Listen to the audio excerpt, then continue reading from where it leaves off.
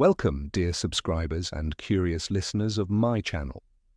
Today I want to share one of the strangest, most controversial, and to some utterly absurd, fan theories connected to the world of Harry Potter. A theory that many dismiss outright, and yet it carries subtle nuances worth considering. What if Harry Potter's real father wasn't James Potter, but Severus Snape? Yes, it sounds insane. Harry looked exactly like James. And Lily, loyal, principled, tender, hardly seems like someone who would cheat on her husband, let alone bear another man's child. But something doesn't quite sit right. Throughout the entire saga, Harry and Severus are bound by far more than either of them ever acknowledged. And it's not just plot convenience, it's a web of parallels that begins to reveal itself when you really look. And now I want to show you reasons why some fans believe in this shocking theory. The conclusion is yours to draw. Enjoy the video. Number 1. James Potter resembled Draco Malfoy more than Harry's father. It's paradoxical, but if we compare James to anyone from Harry's generation, he most closely resembles Draco Malfoy. Both were raised as heirs, privileged, chosen, proud of their name. Both were steeped in a sense of superiority. James despised Slytherins and especially Snape, mostly just for not belonging to his kind of people. Remember how Draco offered Harry friendship in their first train ride and instantly turned on him when Harry declined? James did something similar. The moment he saw scruffy, quiet Severus, he labelled him an enemy. Social class, house affiliation, demeanour all became excuses for dislike. Now think back. Harry never treated others from a place of superiority. He opposed people like James and Draco. He didn't reflect them. Number 2, Harry and Snape. Two loners, bound by Lily.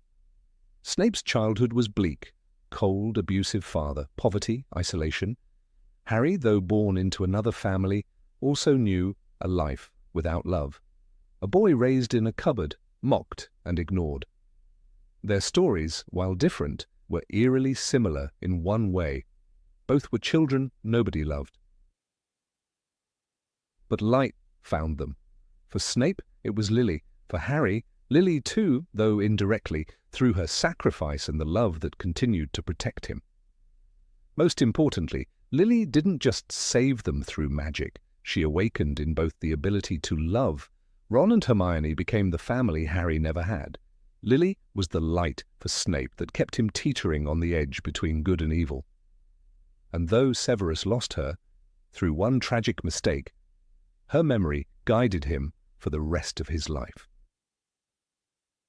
Number 3, Harry and Snape were reflections of each other, not James. When Harry saw Snape's memories in the Deathly Hallows, he was stunned at how foreign James seemed. Carefree, groomed, cocky. Snape, tense, guarded from another world. Harry realized his father wasn't quite the hero he had imagined, and more importantly, in young Severus, he saw himself. Until age 11, Harry wore hand-me-downs like Snape. No one defended him like Snape. He was mocked and belittled like Snape. James never understood Severus, just as he might never have understood his own son had he lived. This simple observation sparked a question among fans. Was James really Harry's father when the emotional gap between them was so vast? Number 4. Why didn't Snape realize it himself? If Harry and Snape shared so much, why didn't Severus ever consider the possibility? The answer lies in pain. For Snape, Harry was a reminder of everything he had lost.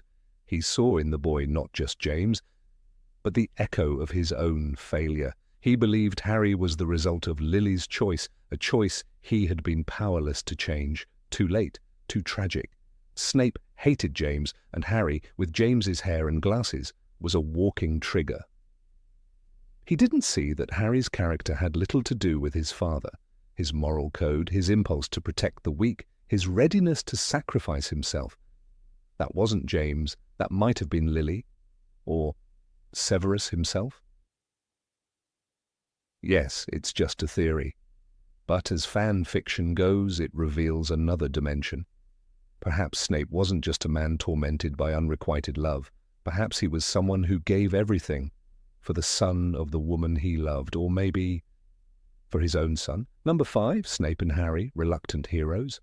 Harry never asked to be the chosen one. He wanted to be a boy, to play Quidditch, to visit Hogsmeade without hearing whispers. But Voldemort marked him, and from that moment Harry was dragged into a war he never started. "I don't want to be human," he once said, broken under the weight of prophecy. Yet he stood. He fought. He kept moving forward, not because he saw himself as a hero, but because others would fall if he didn't. Every victory cost him something, and every smile was earned through pain. Snape didn't choose to be a double agent. He chose to save Lily, and when that failed, he chose to protect her son, not for glory, not for power, but out of guilt and love. He lived 2 lives, wore 2 faces, and died misunderstood by almost everyone. "You have your mother's eyes," he said with blood on his lips, not seeking forgiveness, just a final connection. Snape's heroism was quiet, hidden, bitter, but real. Like Harry, he was forced into a role he didn't want, and like Harry, he played it to the end, with courage born from heartbreak. Number 6, the power of sacrifice, lived, not just died. James died in a flash, wandless, defiant, brave, but his sacrifice was sudden, almost instinctive. Snape and Harry didn't burn like that. They burned, slowly, quietly, for years. Snape gave up everything, his future, his pride, his name, to serve a world that hated him. "You'll have to be the one who kills me," he told Dumbledore, and he meant it. He lived each day among enemies, watched Harry grow, insulted him, protected him. He never explained why, never asked for thanks. His whole life became a secret act of penance. Harry's sacrifice was softer, but no less real. He gave up birthdays, safety, a home. He walked to his death in the forbidden forest whispering, "I'm ready to die."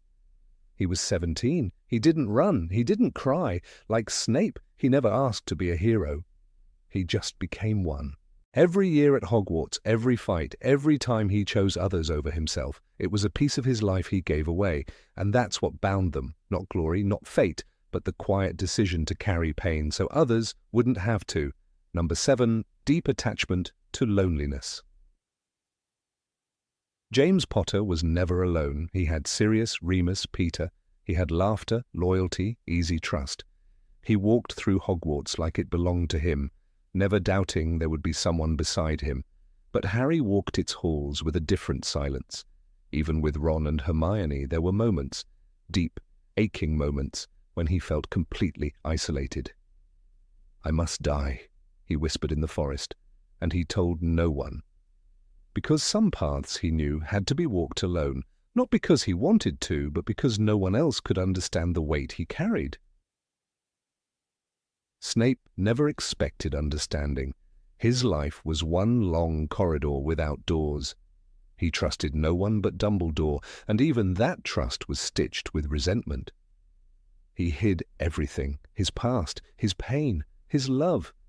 He spoke in riddles and silences, alone in his office, alone in his mind. "You have your mother's eyes," he told Harry, the last thing he ever said. Not because he wanted connection, but because for a brief second he found it, a flash of understanding between 2 people who had spent their lives alone, watching others from the shadows. Number 8. They were both outcasts. Harry walked into Hogwarts not as a boy, but as a symbol. The boy who lived, the one everyone whispered about. But fame didn't make him belong. It made him strange. Students stared, some were jealous, others feared him.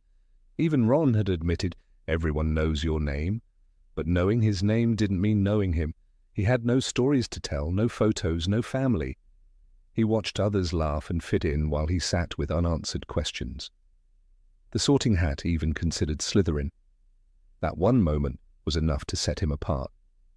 Not quite Gryffindor enough. Not quite normal. Always a little outside. Snape had lived that way forever. He was that odd Slytherin, the one with greasy hair, 2 dark eyes, and a voice that sounded like he never trusted anyone. James and Sirius mocked him not for what he did, but for what he was, too quiet, too clever, too alone. No one asked what books he read or why he sat near the lake. Just like no one asked Harry what it felt like to grow up in a cupboard. They both became watchers, observers, people who noticed what others didn't. Because when you don't belong, you see things others ignore. James never saw the edges. Harry and Snape lived in them. Number 9, their magic came from intuition and emotion. James Potter cast spells like he played Quidditch, fast, confident, and always with an audience. His magic was polished. He mastered tricks early and used them with flair. But Harry's power didn't shine in duels, it emerged in crisis, like when he conjured a fully formed Patronus at 13 to save Sirius and himself from 100 Dementors. Expecto Patronum, he shouted, not because someone taught him well, but because he believed. His magic came from instinct, not instruction. He felt danger before he understood it. He acted before he doubted. That saved his life again and again. Snape's magic was quieter, but deeper. He created spells like Sectum Sempra, not to impress, but to protect himself in a cruel world. No one taught him occlumency, he taught himself. He stirred potions with the patience of someone who trusted silence more than speech. Snape didn't need to flaunt power, he needed it to survive. His mastery wasn't showy, it was intimate, like his talent lived not in his wand but under his skin. When he blocked Harry's thoughts in occlumency lessons, he did it coldly, but there was precision. A man who understood the chaos inside a mind, because he lived with his own. Neither Harry nor Snape sought magical perfection. Their spells weren't always textbook, their wand movements weren't elegant, but their magic worked because it meant something. It wasn't an art for admiration. It was a language of feeling, of fear, of love. It made them unpredictable, powerful not by design but by necessity. And in that they were never like James. James cast with style. Harry and Snape cast with soul. Number 10, hatred for privilege and inherited power. Harry never cared about power. When Draco Malfoy offered his hand on the Hogwarts Express and said, "You'll soon find out some wizarding families are better than others," Harry refused without hesitation, not just because Draco insulted Ron, because something in those words reeked, pride in bloodline, in status. Harry had grown up with nothing. He knew what it felt like to be ignored, dismissed, treated like dirt. That's why he never used his fame as a weapon. Being the boy who lived didn't make him feel powerful, it made him feel watched, used, and small. Snape had once longed for power, not because he believed in pure-blood superiority, but because the world around him left him no choice. At Spinner's End, he was the dirty, skinny boy from a broken home. Hogwarts didn't change that. The Marauders mocked his clothes. Slytherins used him but never accepted him.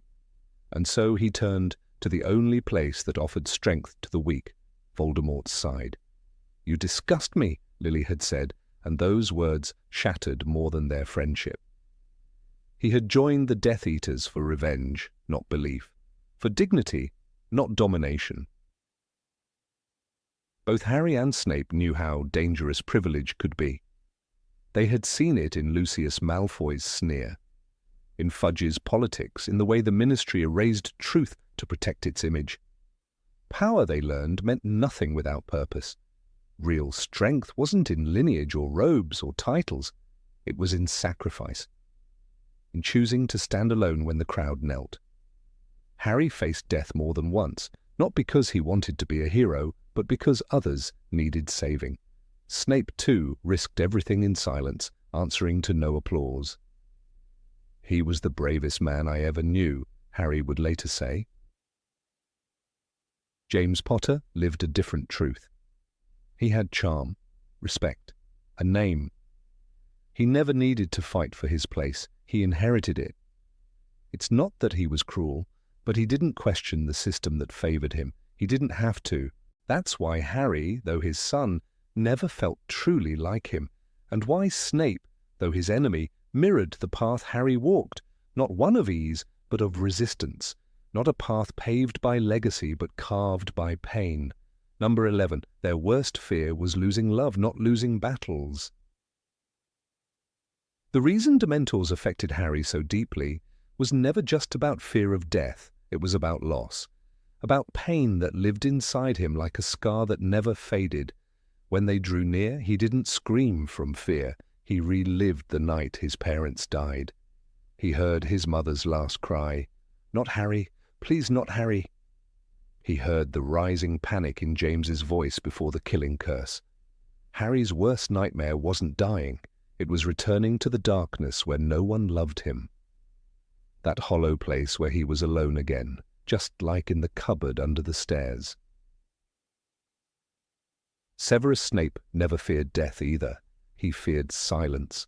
Not the comforting kind, but the silence after Lily's voice vanished from his life.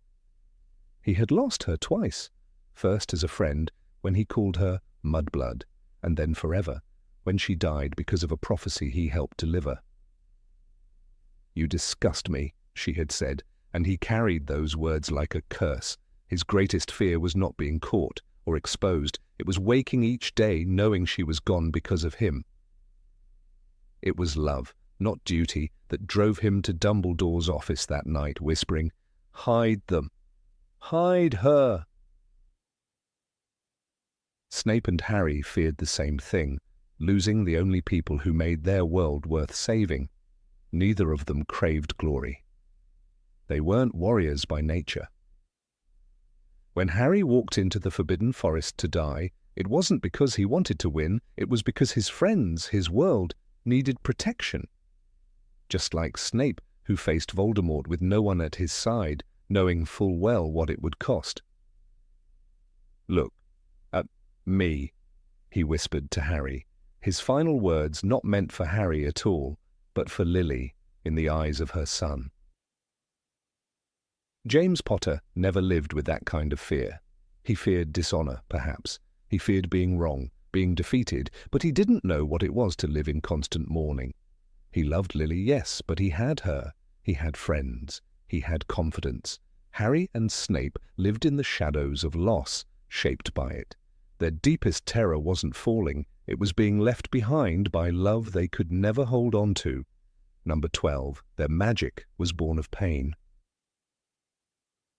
Harry Potter's magic was never polished in the way that textbooks preferred.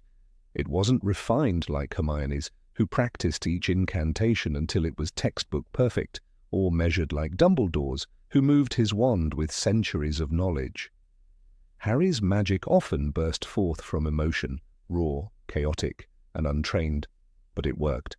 It saved lives, it broke curses, it repelled Dementors.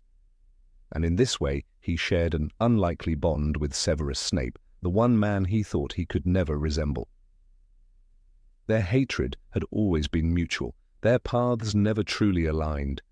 Yet at the core of who they were, their magic was born from the same origin, pain, unyielding, unforgettable pain.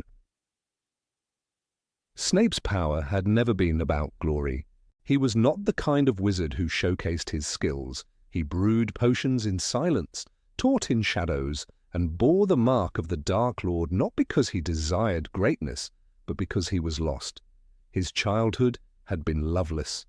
The Muggle father who shouted, the magical mother who cried, the boy from Spinner's End who escaped into books and dreams of power, only to be crushed again and again.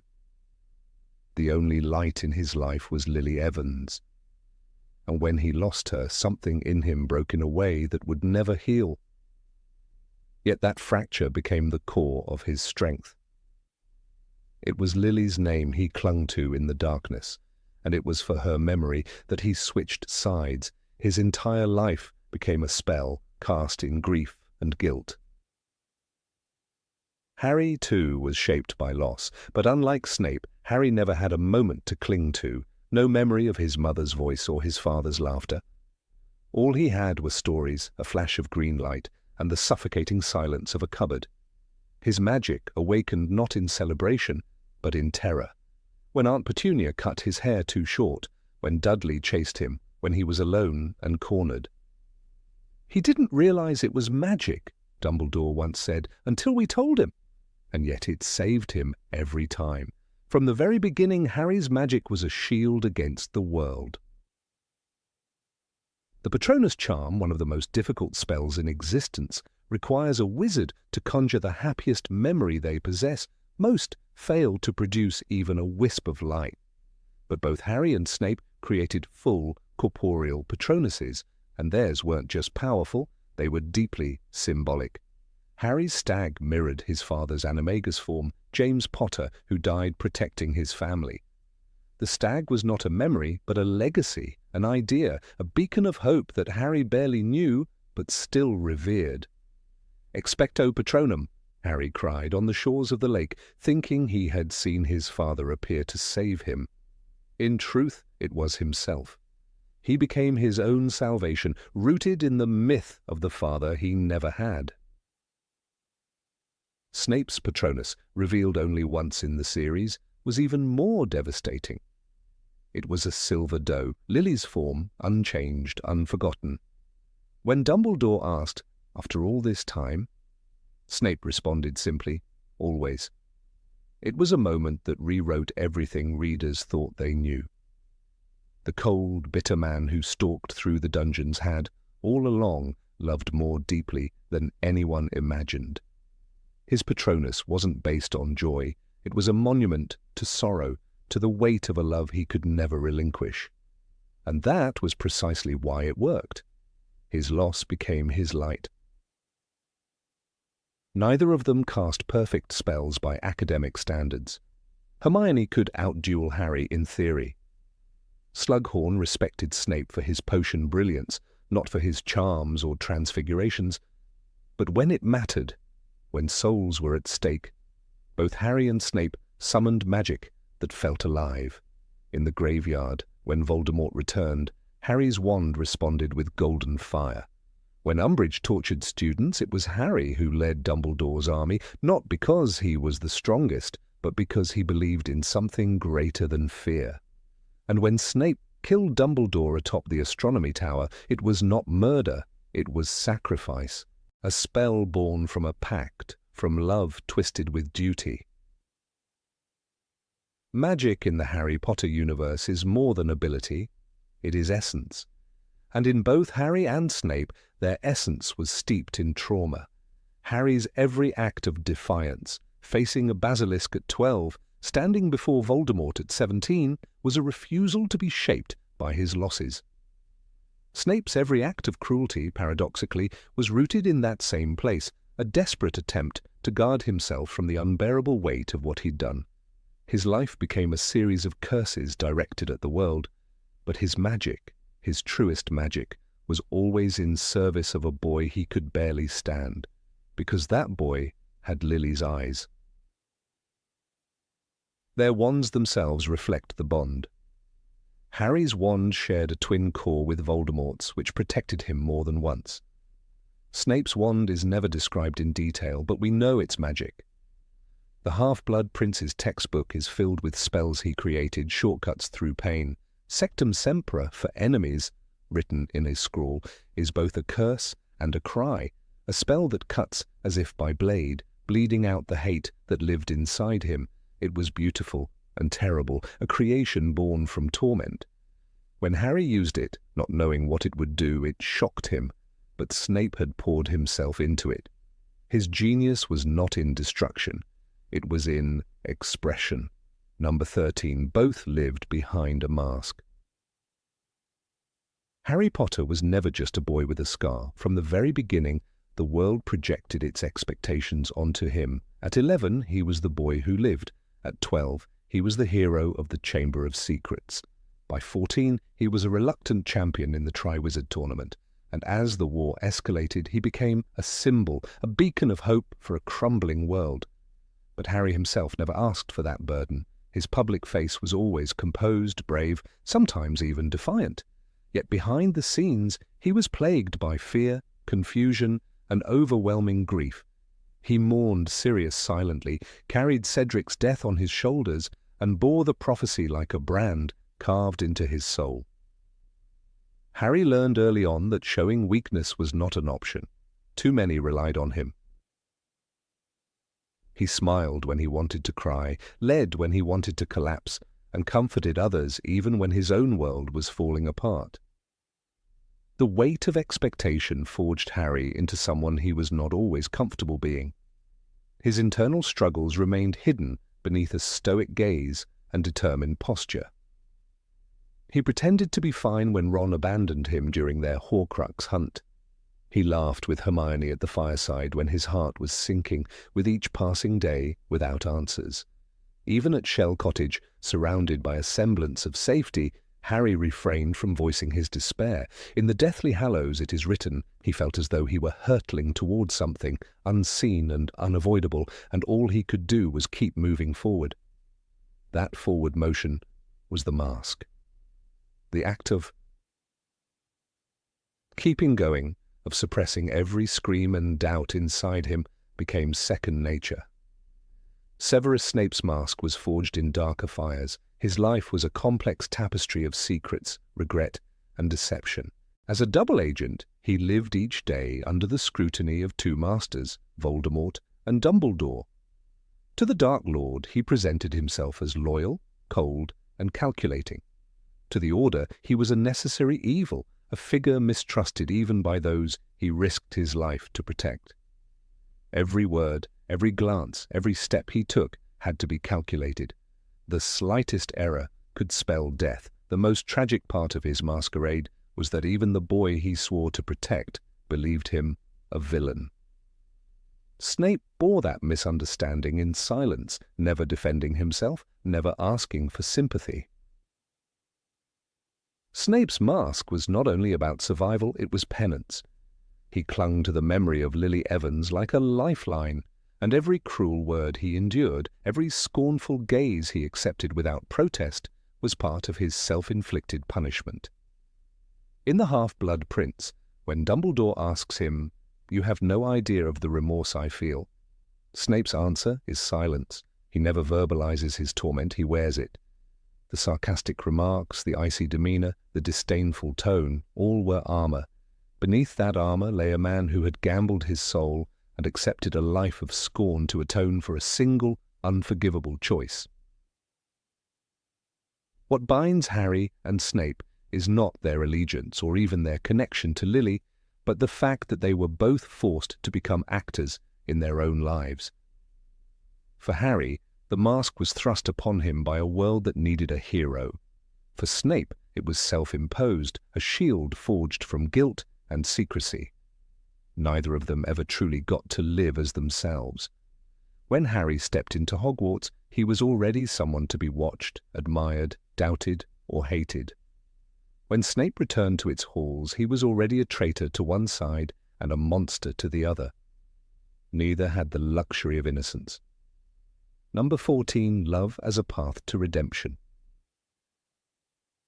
Of all the parallels drawn between characters in the Harry Potter saga, few are as quietly devastating and morally complex as the connection between Harry Potter and Severus Snape.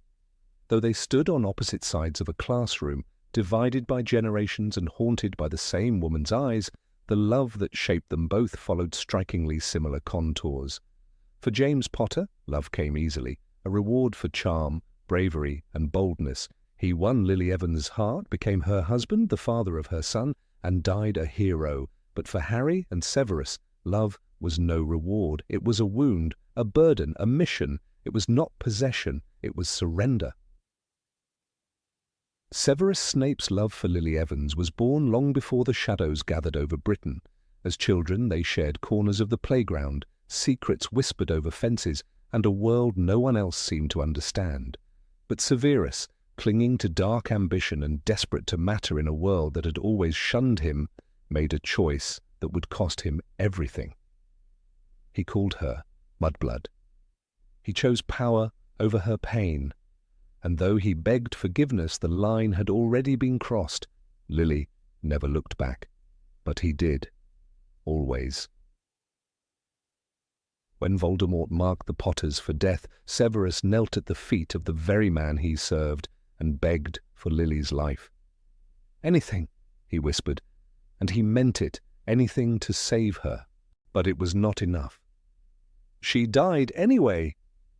Yet her death became the crucible in which Severus was remade. His love, which had once been selfish and naive, transformed into something unrecognizable.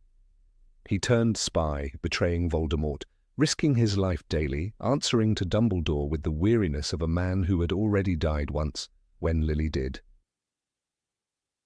His penance was not short. He endured hatred from colleagues, scorn from students, and solitude that stretched endlessly. But he never faltered. Not when Harry glared at him with James's face and Lily's eyes. Not when every moment at Hogwarts reminded him of what he had lost. His love had outlived her. It had outgrown desire. What remained was duty. In the Deathly Hallows, the moment of reckoning arrives. Dumbledore asks why Severus continues to protect the boy.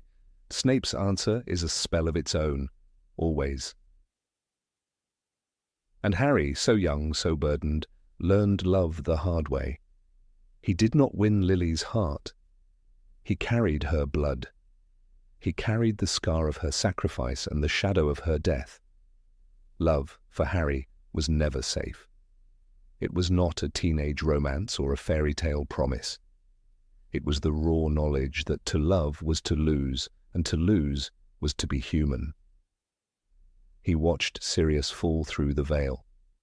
He saw Cedric's body carried back by his own hands. He heard Dobby's last words whispered in his arms. Love did not reward Harry, it punished him, and yet he chose it again and again. In the Forbidden Forest, Harry makes the choice that severs him from childhood. He walks to Voldemort knowing he must die, knowing there may be no after, no Ginny, no future. "I'm about to die," he tells the snitch. He opens it. He accepts it. Because love, he understands, is not about living forever. It is about choosing someone else's life over your own, like Snape, like his mother, like every hero who ever fell. What binds them, more than anything, is that their love never asked for anything in return. Snape never sought redemption in Lily's eyes. She was gone. He protected Harry because that was all he had left to give, and Harry, he saved Draco, spared Peter, forgave Dumbledore, and laid down his own life. His heart was open even when it was breaking. He did not seek vengeance. He did not demand justice. He simply loved.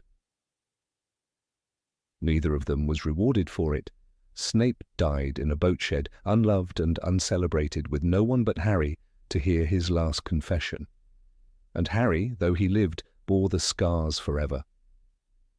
He named his son Albus Severus not to honor a flawless man, but to remind the world that bravery does not always wear a lion's mane. That sometimes the bravest thing a man can do is love in silence, suffer in secret, and protect the child of the woman who could not love him back. Snape's love was unrelenting, but not pure in the conventional sense. It was stained with regret, obsession, and guilt. Yet in its darkest corners it was still love. He could have abandoned Harry 100 times. He could have let the prophecy play its course. But he stayed, he taught, he watched over, he bled, even when Harry insulted him, even when he could barely look at James's ghost walking the halls. He stayed because he loved her. Harry's love was just as quiet, just as powerful. He never bragged, he never shouted, but he saw people, even those others overlooked. He believed in Neville. He cared for Luna. He tried to understand Snape, even when everything in him screamed not to. When the pensieve revealed the truth, Harry did not flinch. He did not curse the man who tormented him for years. He called him the bravest man I ever knew. Not because Snape was kind, but because Snape loved. They never fought for love. They loved to fight what was inside them. Their love was not a weapon, but a shield. It was what stopped Harry from becoming Voldemort, and what stopped Snape from becoming a Death Eater in soul as well as name. It did not give them peace, but it gave them purpose. Number 15, Intolerance to hypocrisy. Harry Potter never had the luxury of illusions. From the cupboard under the stairs to the chaos of Hogwarts, he was forged in the crucible of hard truth. This truth was not always pretty, but it was real, and that, more than anything, defined Harry. He didn't crave titles, admiration, or masks. What he demanded was decency without deceit. This is what drew him, consciously or not, into a silent kinship with the least likely of allies, Severus Snape. Beneath layers of sarcasm and bitterness, Snape too lived by a code of raw honesty. Neither Harry nor Snape could stomach hypocrisy, and though their lives clashed like flint and steel, it was precisely this shared refusal to tolerate lies that made their stories echo. Harry challenged authority not because he was rebellious by nature, but because he understood something deeper. Power without truth is tyranny. When the Ministry of Magic spread lies about Voldemort's return, Harry did not flinch. In Order of the Phoenix, he stood in Dumbledore's office, fresh from witnessing Cedric Diggory's murder, and was met with silence, evasion, and bureaucracy. "He's back," Harry insisted, his voice ablaze against the wall of denial. But no adult championed his truth, not even Dumbledore, whose strategic secrecy wounded Harry far more than Voldemort's threats. The press called him delusional, fellow students whispered. Yet Harry never backed down. He exposed lies, even when they came from those he admired. Severus Snape, on the other hand, fought a quieter war, but no less fierce. He watched the Dark Lord rise, fall, and rise again, all while surrounded by men like Lucius Malfoy, polished liars who could sip wine with the minister by day and plot murder by night. Snape loathed such people. He saw them for what they were, cowards hiding behind etiquette. Unlike them, Snape never tried to be likable. Fools who wear masks, he might have called them. His disdain for Draco's father, always visible in his stiff posture and acidic tone, stemmed not from jealousy, but from contempt. Lucius played both sides. Snape chose one and paid in blood. When Dolores Umbridge arrived at Hogwarts, all pink cardigans and poisonous smiles, Harry saw through her immediately. She was perhaps the most insidious kind of hypocrite, a woman who justified cruelty with politeness. She spoke of order while torturing students. Harry, only 15, did what seasoned wizards dared not. He defied her in public, refused her control, and paid the price. He endured the punishment, the bloody words carved into his hand. "I must not tell lies," not because he was stubborn, but because she was. She masked her tyranny with bows. Harry refused to let her lies become law. Snape, too, recognized the scent of corruption in polite society. Even as a Death Eater, he recoiled from performative morality. He joined Voldemort not for fame, but for Lily. It was not until Voldemort betrayed that love by killing her that Snape's mask shattered. From then on, Snape served Dumbledore, not for redemption, but for retribution. He would not forgive himself, but he would not allow the world to forget its own sins either. And while Dumbledore himself spun plans and sacrificed lives, Snape remained the one who carried the unbearable weight of consequence. "Don't say the boy's name," he hissed at Sirius once, not to protect Harry, but to defend truth. James Potter, for all his charm, lived differently. He wore his nobility like a badge and his mischief like perfume. Popular, quick-witted, and brave, James could be cruel without consequence. He didn't hide behind rules, but he used his reputation as a shield. When he humiliated Snape in front of a crowd, it was done with a grin and applause.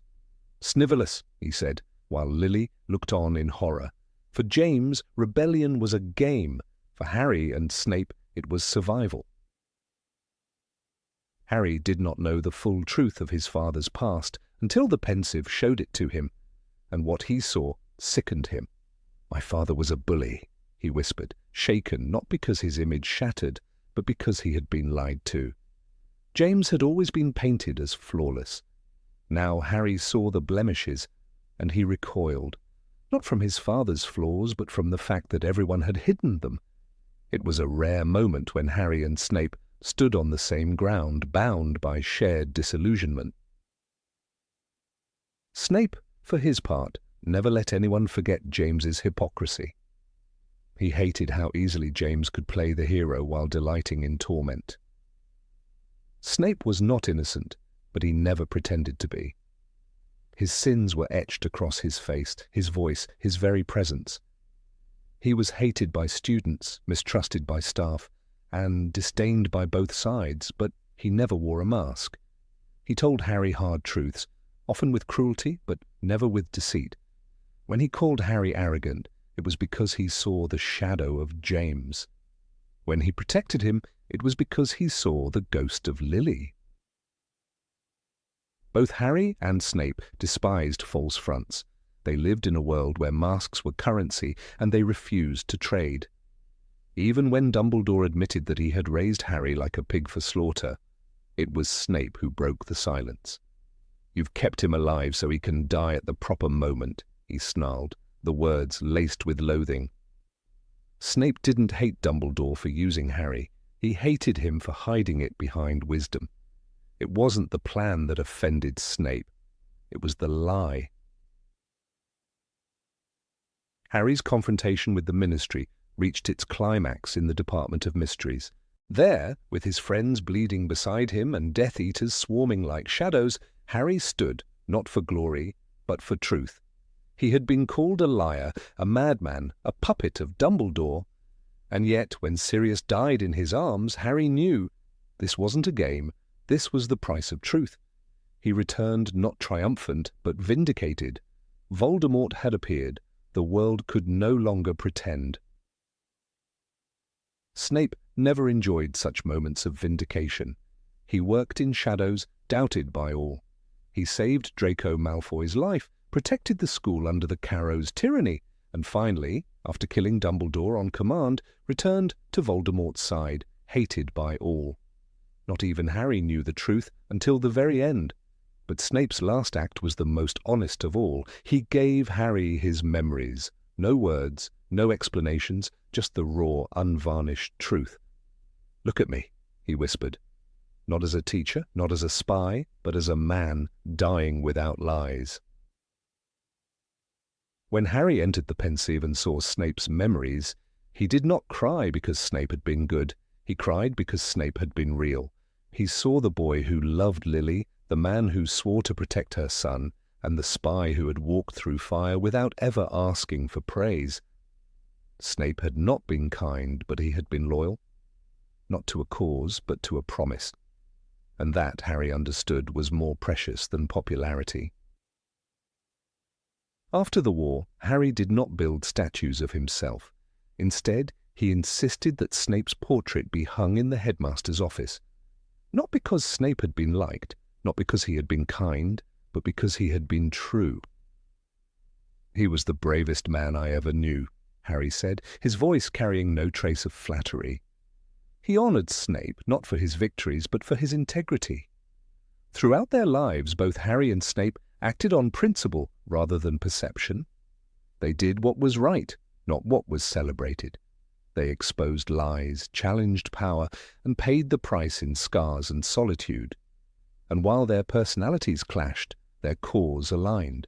Neither would ever stand by while injustice paraded as law. Neither could stomach smiles that concealed cruelty. The world loved James Potter because he was easy to love. The world feared Severus Snape because he was impossible to ignore. Harry Potter stood between them, his father's charm in his smile, but Snape's moral clarity in his eyes. That is why Harry never became a politician, never sought the limelight. He didn't need it. Like Snape, he understood truth is its own reward, even when no one claps. There is something holy in honesty. Harry and Snape, so different, so alike, knew this. In a world of glamour and masks, they were blades, sharp, uncompromising, wounded, and yet in the end they cut through the lies, leaving only truth behind. Not beautiful, but real. Number 16, unforgivable mistakes they couldn't forgive themselves. Of all the burdens that Harry Potter carried, none was heavier than guilt. It clung to him long after battles were won and enemies defeated. In the graveyard at Little Hangleton, when Cedric Diggory's lifeless body hit the earth, it was not Voldemort's wand that haunted Harry. It was the quiet echo of his own choice. "Take the cup with me," he had said. In that moment, he believed he had led Cedric to his death. Though the killing curse had been cast by Wormtail, though Harry could not have foreseen the trap, his conscience knew no logic. What remained was the sickening certainty that if he had acted differently, if he had insisted on taking the cup alone, Cedric would have returned to his father.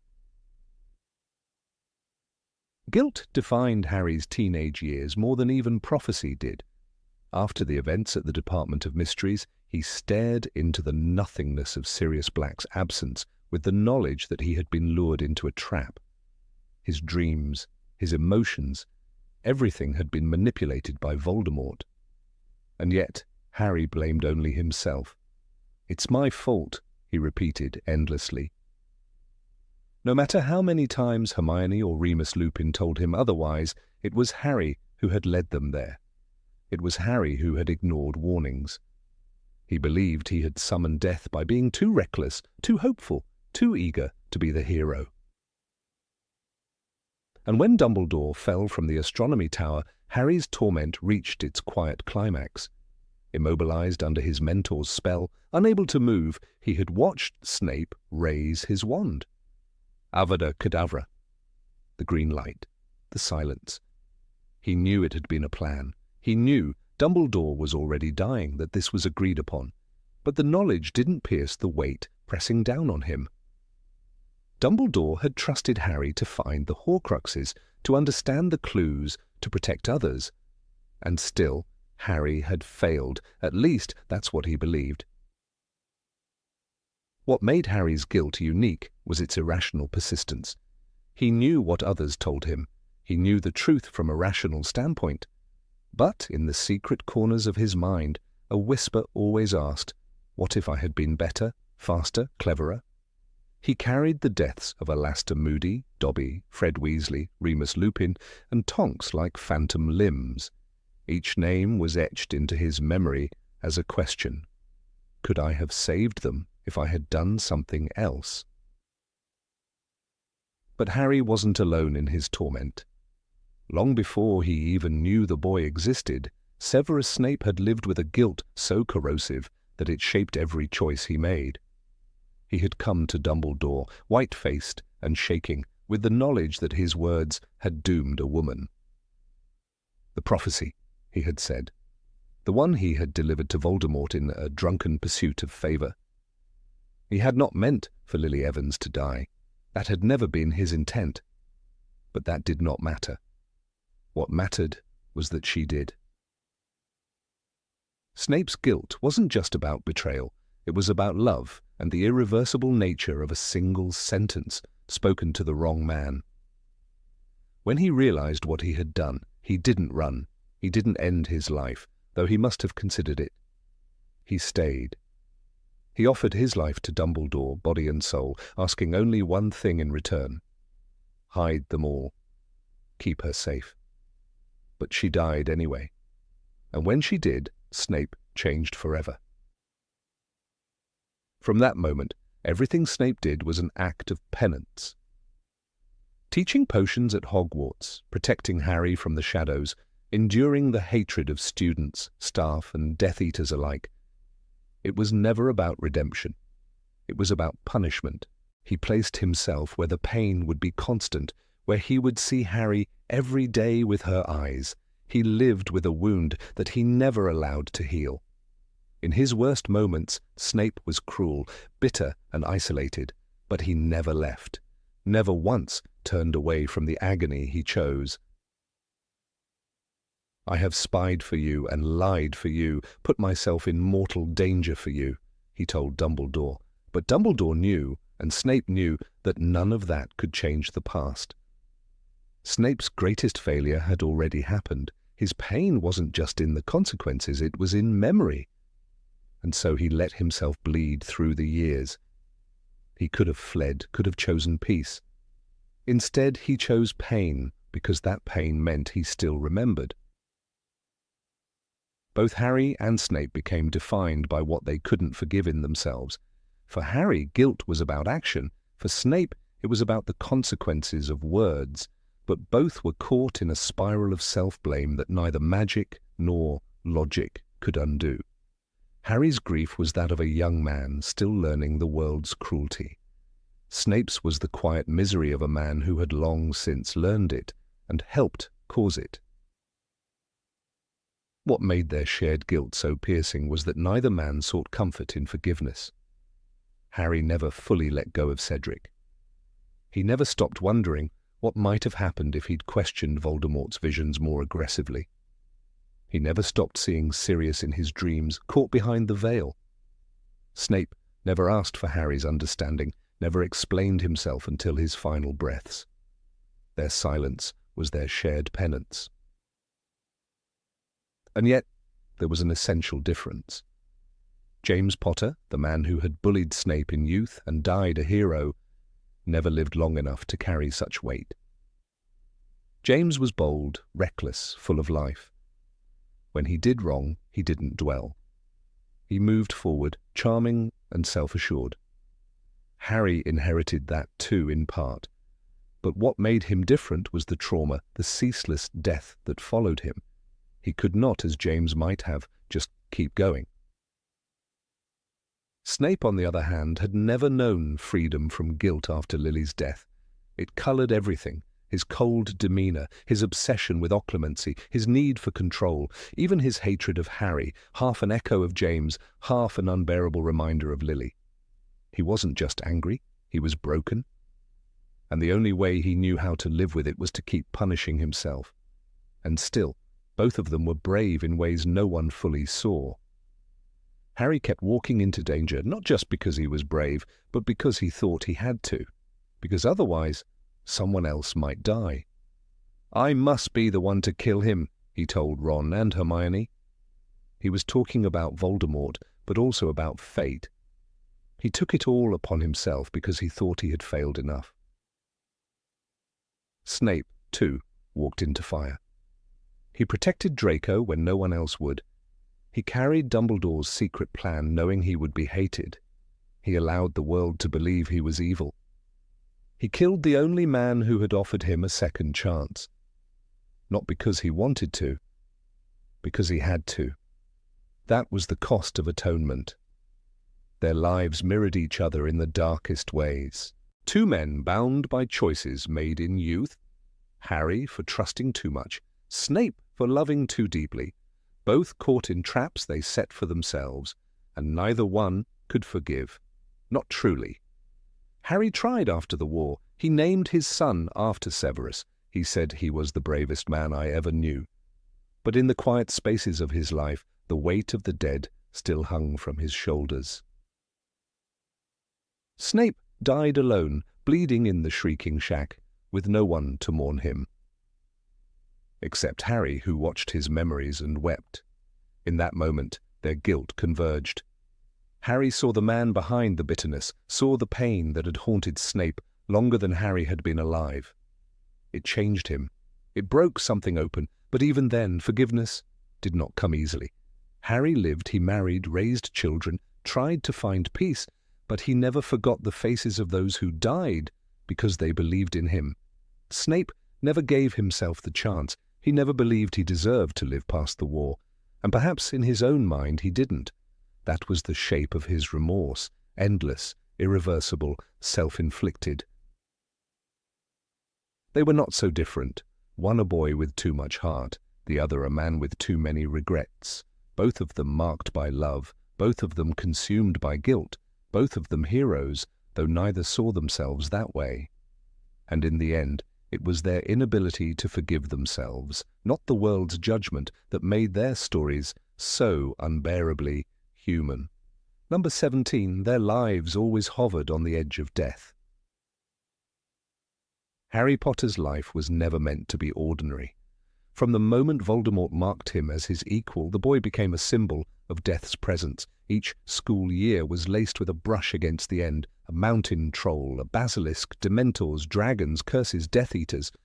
The danger was not coincidental, it was destiny asserting itself. Harry was not just a student, he was a walking Horcrux, a part of Voldemort's soul trapped inside a mortal shell. His survival was a contradiction, a borrowed time that ticked louder with every chapter. When he walked into the Forbidden Forest in the final book, he did so not as a hero hungry for glory, but as a 17-year-old who finally understood what it meant to die so others might live.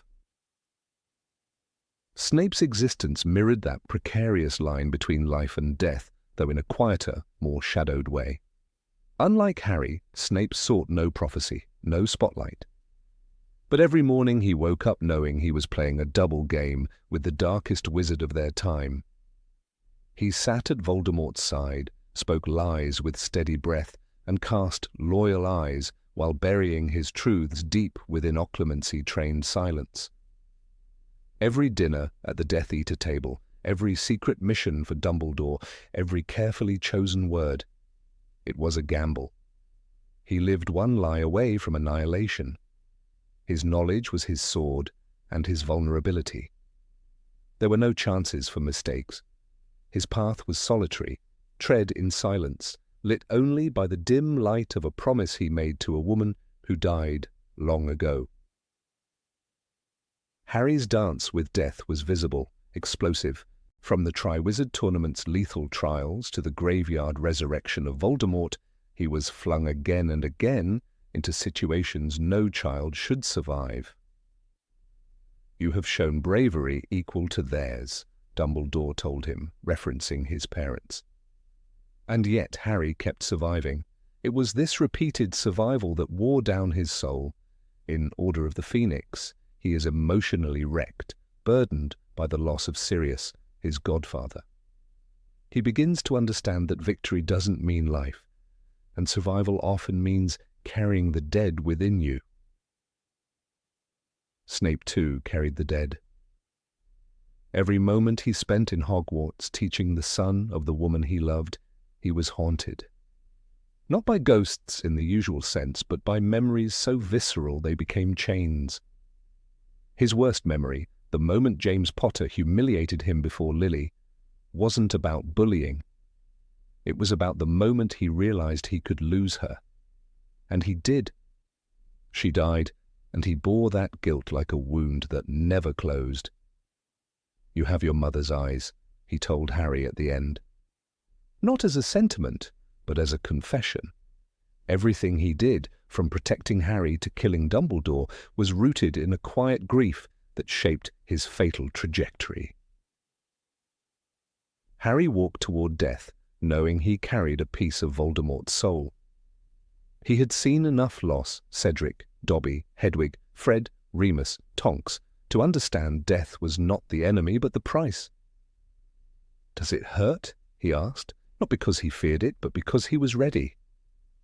That scene in the forest is not a climax of battle, but a quiet acceptance. He closes his eyes. He welcomes it. He lets go. That level of sacrifice marked him not just as a chosen one, but as someone who outgrew the illusion of safety. He did not fight death. He made peace with it. Snape's death, by contrast, is cruel. It is intimate and unjust, slain not in battle but in isolation, as Voldemort sought the power of the Elder Wand. The irony is sharp. He died because Voldemort believed Snape was its master. In truth, Snape was master of nothing, not his fate, not his story, not even the perception others held of him. His death was a strategic move in a war he never tried to win for himself.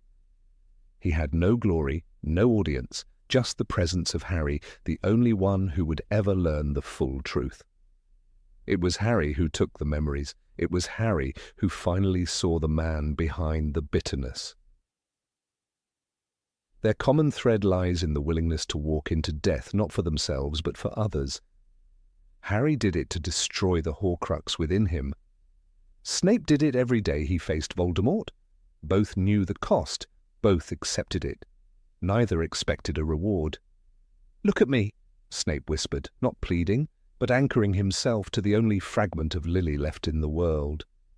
His death was not triumphant, it was lonely, but it was also the final piece of a lifelong sacrifice, played out far from light.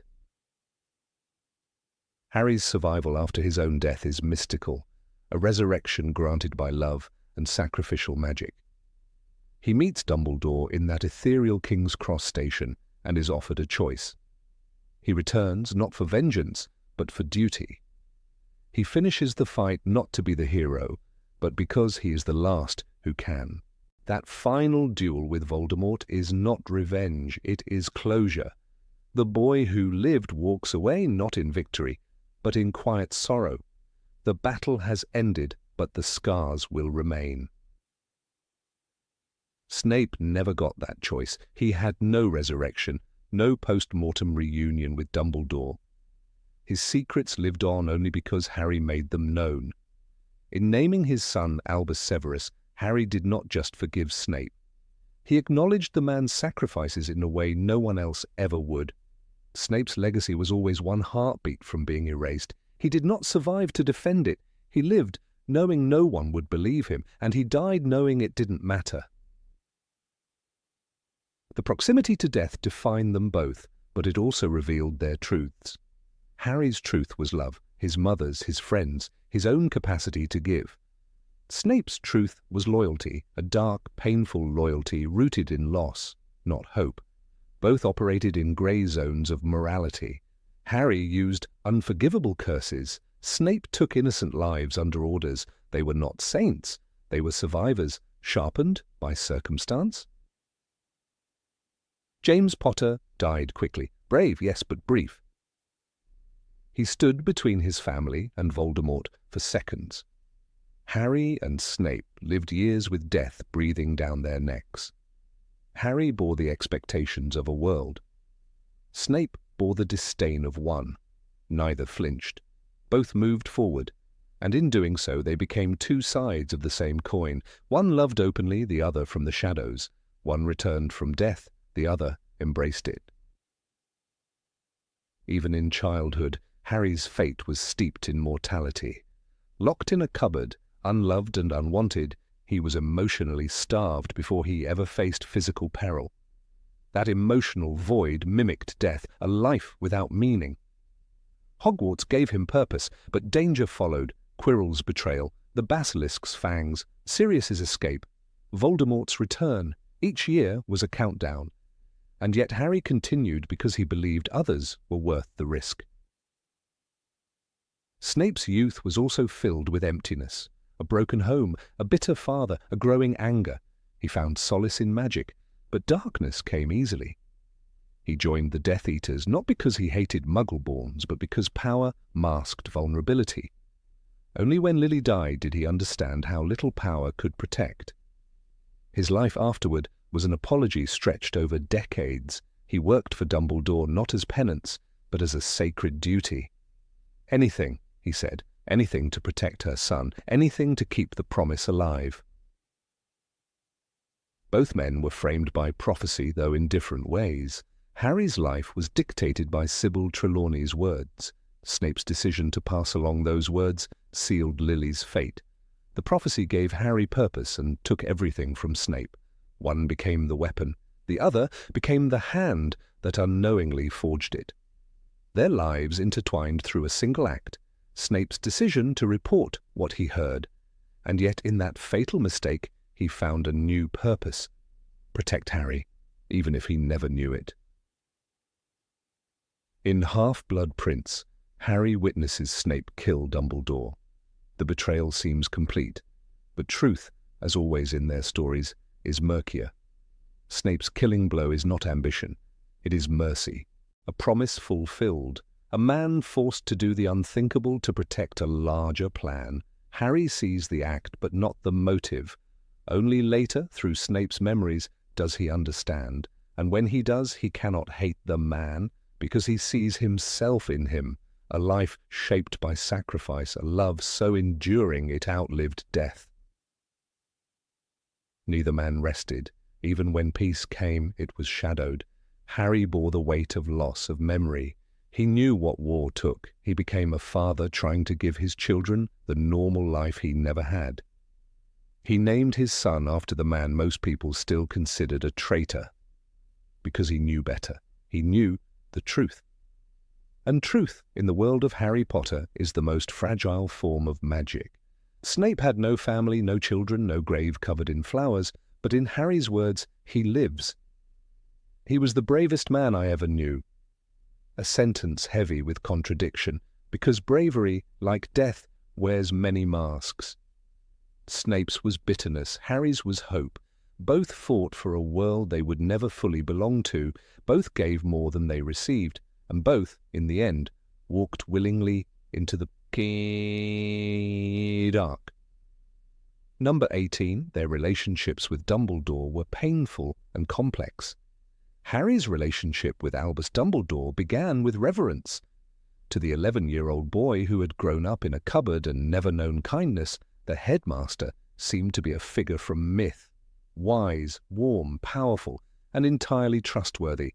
From the moment Dumbledore welcomed him into the magical world, Harry believed in him with the wholehearted loyalty of someone who had nothing to lose and everything to gain.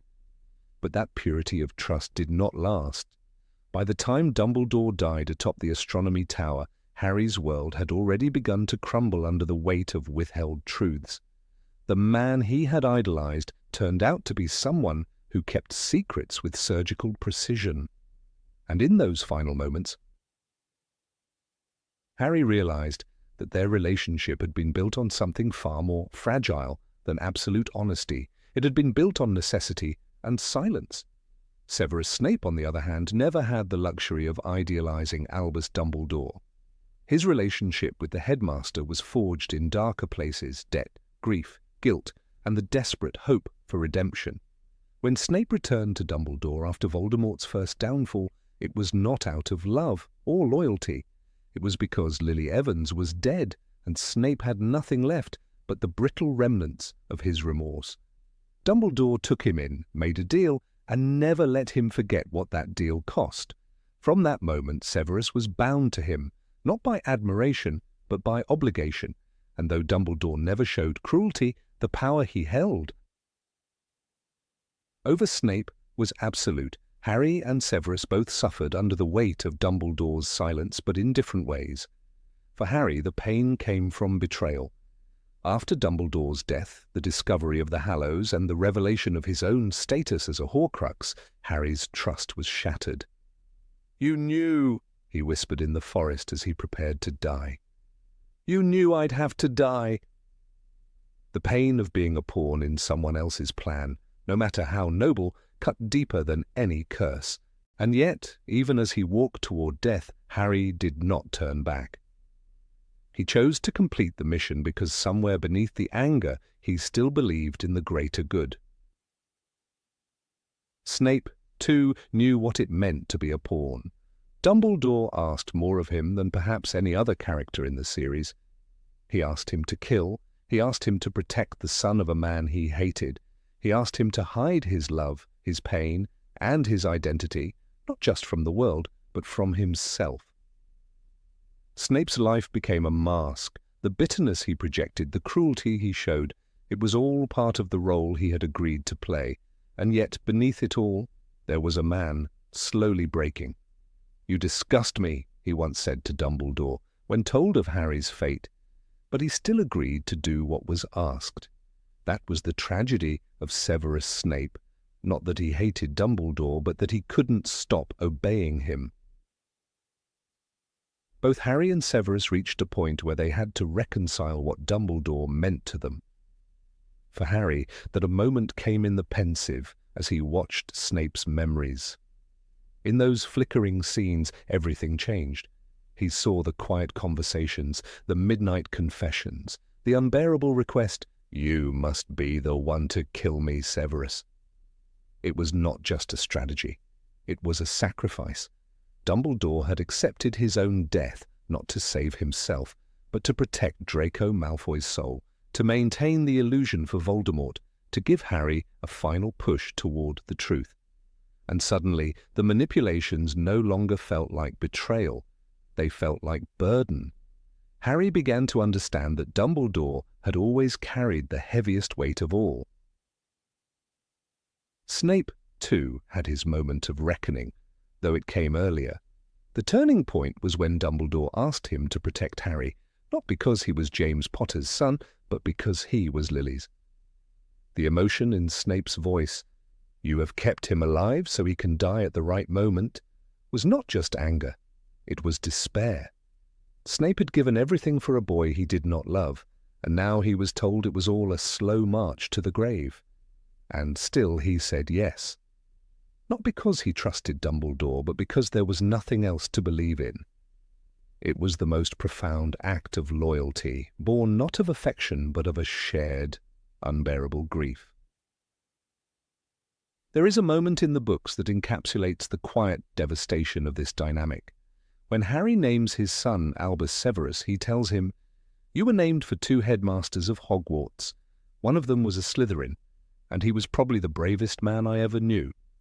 But what goes unsaid is the pain behind that bravery. Dumbledore and Snape were not heroes in the traditional sense. They did not fight with honor and righteousness. They manipulated, deceived, and sacrificed. And Harry, in naming his son after them, acknowledges the cost of those choices. It's easy to see Dumbledore as a puppeteer. He orchestrated battles, assigned roles, and kept the truth close to his chest. But he was not immune to suffering. His hand, cursed and dying, was a daily reminder of the price he paid. His eyes, always twinkling, sometimes held shadows, and his past, his sister's death, his brother's scorn, his own ambition, was never far behind. He was a man who had learned that love could destroy, and so he kept it at arm's length. Yet even as he distanced himself, he never stopped hoping for redemption, for himself and for those around him. Harry and Severus, though from different worlds, found themselves drawn into that hope. Dumbledore saw something in each of them, a flicker of potential, a capacity for love, even when it hurt. He believed in Snape's remorse and Harry's courage, and he used them to shape a future he would not live to see. That belief was not gentle. It demanded more than either of them knew they could give. But it was also transformative. It forced them to grow beyond their pain, to choose something larger than revenge or pride. Harry's final confrontation with Voldemort is not just a duel, it is the culmination of everything Dumbledore prepared him for. When Harry tells Voldemort, "Try for some remorse," he is channeling the very compassion that Dumbledore tried to protect. And when he refuses to kill, instead letting the Elder Wand break its allegiance, he chooses a path Dumbledore had once failed to walk. That is the legacy of their bond, not obedience, but evolution. Snape, too, found a kind of strange peace at the end. His final act, giving Harry his memories, was not a confession, it was a gift. It was the only way he could explain what he had endured, what he had become, and why. And in doing so, he gave Harry the missing pieces of Dumbledore's plan, not just to complete a mission, but to understand a man. Snape's tears in the shrieking shack were not for himself. They were for a boy he had protected without love, for a woman he had loved without forgiveness, and for a cause he had served without rest. There is a haunting symmetry in the way both Harry and Snape were shaped by Dumbledore's hand. They began in opposite corners, one adored, one despised, but they ended with the same wound, the realization that trust comes with pain. Both men learned that to follow Dumbledore meant sacrificing more than just safety. It meant letting go of the idea that good and evil are simple. It meant embracing the grey, living with the consequences, and carrying the scars. One of the most poignant moments in the series is when Harry walks into the Forbidden Forest, carrying no wand, ready to die. He clutches the snitch, opens it, and sees the resurrection stone. The last thing he sees before facing death are the people he loves, but not Dumbledore. Dumbledore is absent from that moment because Harry still cannot face him. It is only later, in King's Cross, that they finally meet again, and even then the conversation is full of hesitations. "You planned this, didn't you?" Harry says, and Dumbledore, for once, admits the truth. He had planned everything, and he had hoped it would work. But he had not known, he had been afraid, and that admission of fear is the most human thing Dumbledore ever says. Snape never got a moment like that. His relationship with Dumbledore ended in blood and betrayal, and there was no magical afterlife to explain away the pain. But in his silence, in his loyalty, and in his death, Snape found a kind of vindication. He did not forgive Dumbledore, but he fulfilled his promise. That is its own kind of triumph. What binds Harry and Severus together is not mutual respect, or even shared affection. It is the experience of having their lives shaped by a man who asked too much, gave too little, and still, somehow, earned their loyalty. Dumbledore was not their friend, he was their catalyst. And in the end, both Harry and Severus became something more than what they had been, because of him, and in spite of him. The pain of Dumbledore's choices lingers throughout the series. It is in the way Harry flinches when hearing the full truth. It is in the way Snape's portrait never speaks. It is in the way Aberforth looks at his brother's legacy with quiet resentment. But it is also in the way Harry defends Dumbledore's name to his son, and in the way he chooses to live, not as a warrior, but as a man who has known grief and still chooses peace. Dumbledore's legacy is not one of purity or perfection. It is a legacy of burden, of hard choices, and of incomplete redemption. Both Harry and Snape carry that legacy in their veins, and in their own ways both forgive him, not with words, but with actions. Snape by dying in silence. Harry by choosing to name his son after him. Their stories are not parallel. They intersect only in pain, but in that pain they each found a kind of understanding, not of each other, but of the man who shaped their lives with a mix of wisdom and cruelty, faith and manipulation. That understanding is what makes them alike, and that, more than anything, is what binds them. Number 19. Both remained misunderstood. Harry Potter became a symbol the day he walked out of the Forbidden Forest alive. He stood surrounded by rubble and death, blinking under the weight of applause and awe. Yet he felt emptier than ever. Everyone saw the boy who lived again. They whispered about his courage and hailed his name in the halls of Hogwarts. But no one asked how many times he had wanted to walk away from it all. No one asked what it felt like to carry the expectations of an entire world on his shoulders since the age of 11. He smiled as expected. He shook hands, gave speeches, and accepted praise.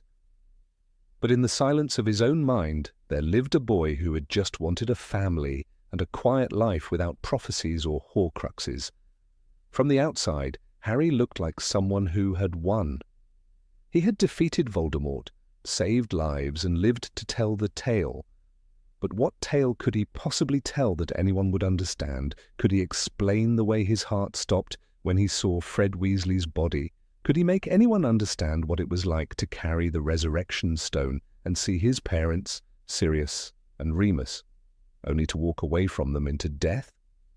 His pain wasn't grand or poetic. It was quiet and constant, like a shadow stretching behind him no matter where he went. The world saw a man grown, but the war had ended his boyhood far too early. He wore his adulthood like ill-fitting robes, stitched together by duty and grief. And somewhere in that same castle, a portrait remained hidden in a corner that most students passed without a glance. It was the portrait of Severus Snape, black eyes frozen in watchful silence. Few students stopped to look, and fewer still spoke his name with anything other than suspicion. Some remembered him as the cold potions master with a cruel tongue and a penchant for unfairness. Even in death, the truth of Severus Snape remained a secret to most. He had died with a reputation stained by years of resentment, misunderstood and uncelebrated. Snape had lived a life no one envied. He was the spy who bore the burden of two masters, hated by both sides, never permitted to rest. He was the man who protected the son of the woman he had loved all his life, and did so without expecting gratitude. He did not seek redemption. He did not ask to be understood. He acted out of loyalty to a promise and love that never wavered, even when it destroyed him. But few knew that. To most, he was simply the professor who sneered, punished, and remained aloof. The war ended, but for Snape, recognition never came. Harry, in the aftermath of everything, chose to remember what others forgot. In the quiet of his morning, he made a choice that others questioned, but never dared challenge. He told Headmistress McGonagall that Snape's portrait must hang in the headmaster's office. He insisted, not as the boy who lived, but as the boy who finally understood. The boy who saw the memory of a man broken by regret, whose last act in life was to give Harry the key to Voldemort's defeat. And when Harry had his second son, he named him Albus Severus. Not for political reasons or gestures. He named him that because, in the darkest moment, it was Severus Snape who stood between Harry and death again and again. "You are named for 2 headmasters of Hogwarts," Harry told his son, "and one of them was a Slytherin, and he was the bravest man I ever knew." He did not say it for the world. He said it because the truth mattered, even when it was painful. The truth was that he had misjudged Snape. He had hated him as a child, misunderstood him as a student, and only as a man did he finally see him clearly. But the realization came too late, as it so often does. Snape was gone, and the words Harry might have spoken to him remained unspoken. The tragedy of their bond was not just that they misunderstood each other. It was that they could have understood each other better than anyone. Both knew what it meant to be alone in a room full of people. Both had been shaped by childhoods marked by neglect and isolation. Harry had grown up in a cupboard under the stairs, unloved and invisible. Snape had grown up in a house filled with shouting and silence, burdened by a father's cruelty and a mother's sorrow. They both came to Hogwarts hoping for something more, something gentler, and both found that hope only partially fulfilled. For Harry, Hogwarts was a haven, but also a battleground. He found friends and mentors, but also danger and dread. For Snape, it was both sanctuary and cage. He had power there, yes, but also a daily reminder of his mistakes. Every time he saw James Potter's son, he was forced to face the ghost of Lily's lost future. He tried to separate them, but Harry's eyes, Lily's eyes, followed him through every corridor. Bitterness and love fought in Snape's heart until the very end. The world remembered Harry as a savior. It remembered Snape as a villain. The irony was bitter. The boy who had longed to be normal was forever seen as extraordinary.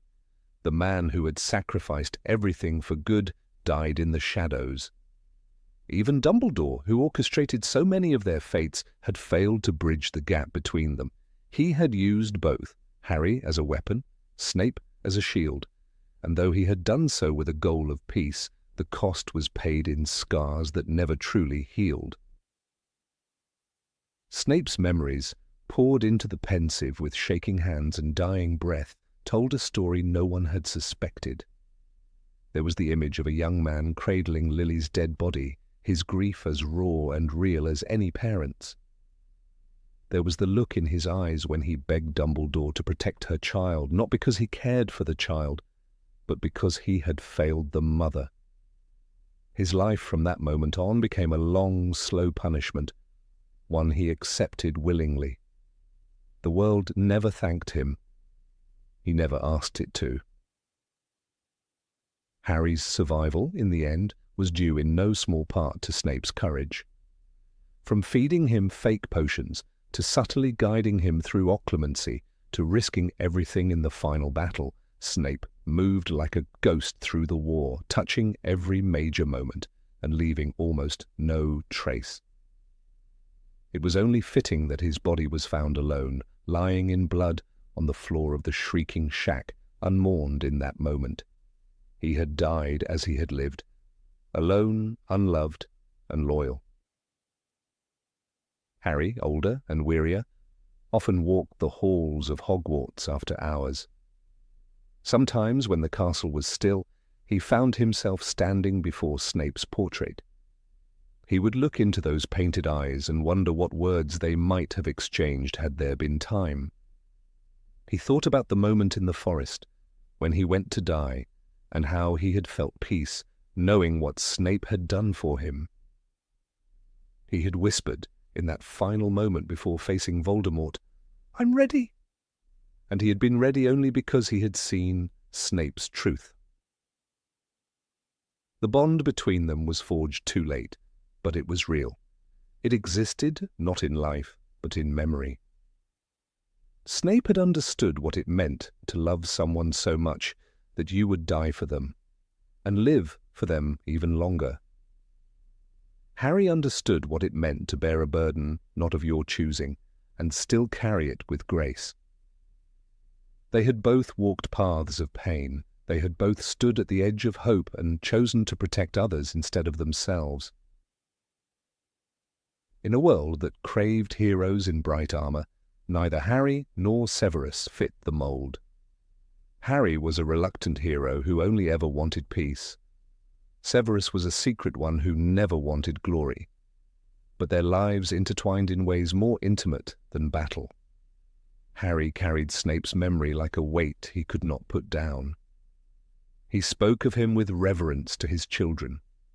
He defended his name in conversations that turned bitter. He remembered because forgetting would be the second betrayal.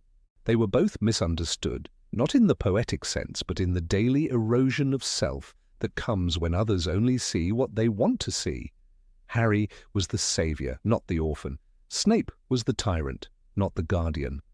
Their truths were more complicated, their hearts more burdened, and in that they were alike in ways neither could admit in time. They were not friends, they were not allies, but they were something deeper, kindred survivors of a story written in silence and scars. Years passed. The world healed, slowly. Statues were built, books were written, and peace became normal again. But in the quiet moments, when Harry stood at the edge of the lake, or wandered through the dungeons where potions once brewed, he felt it.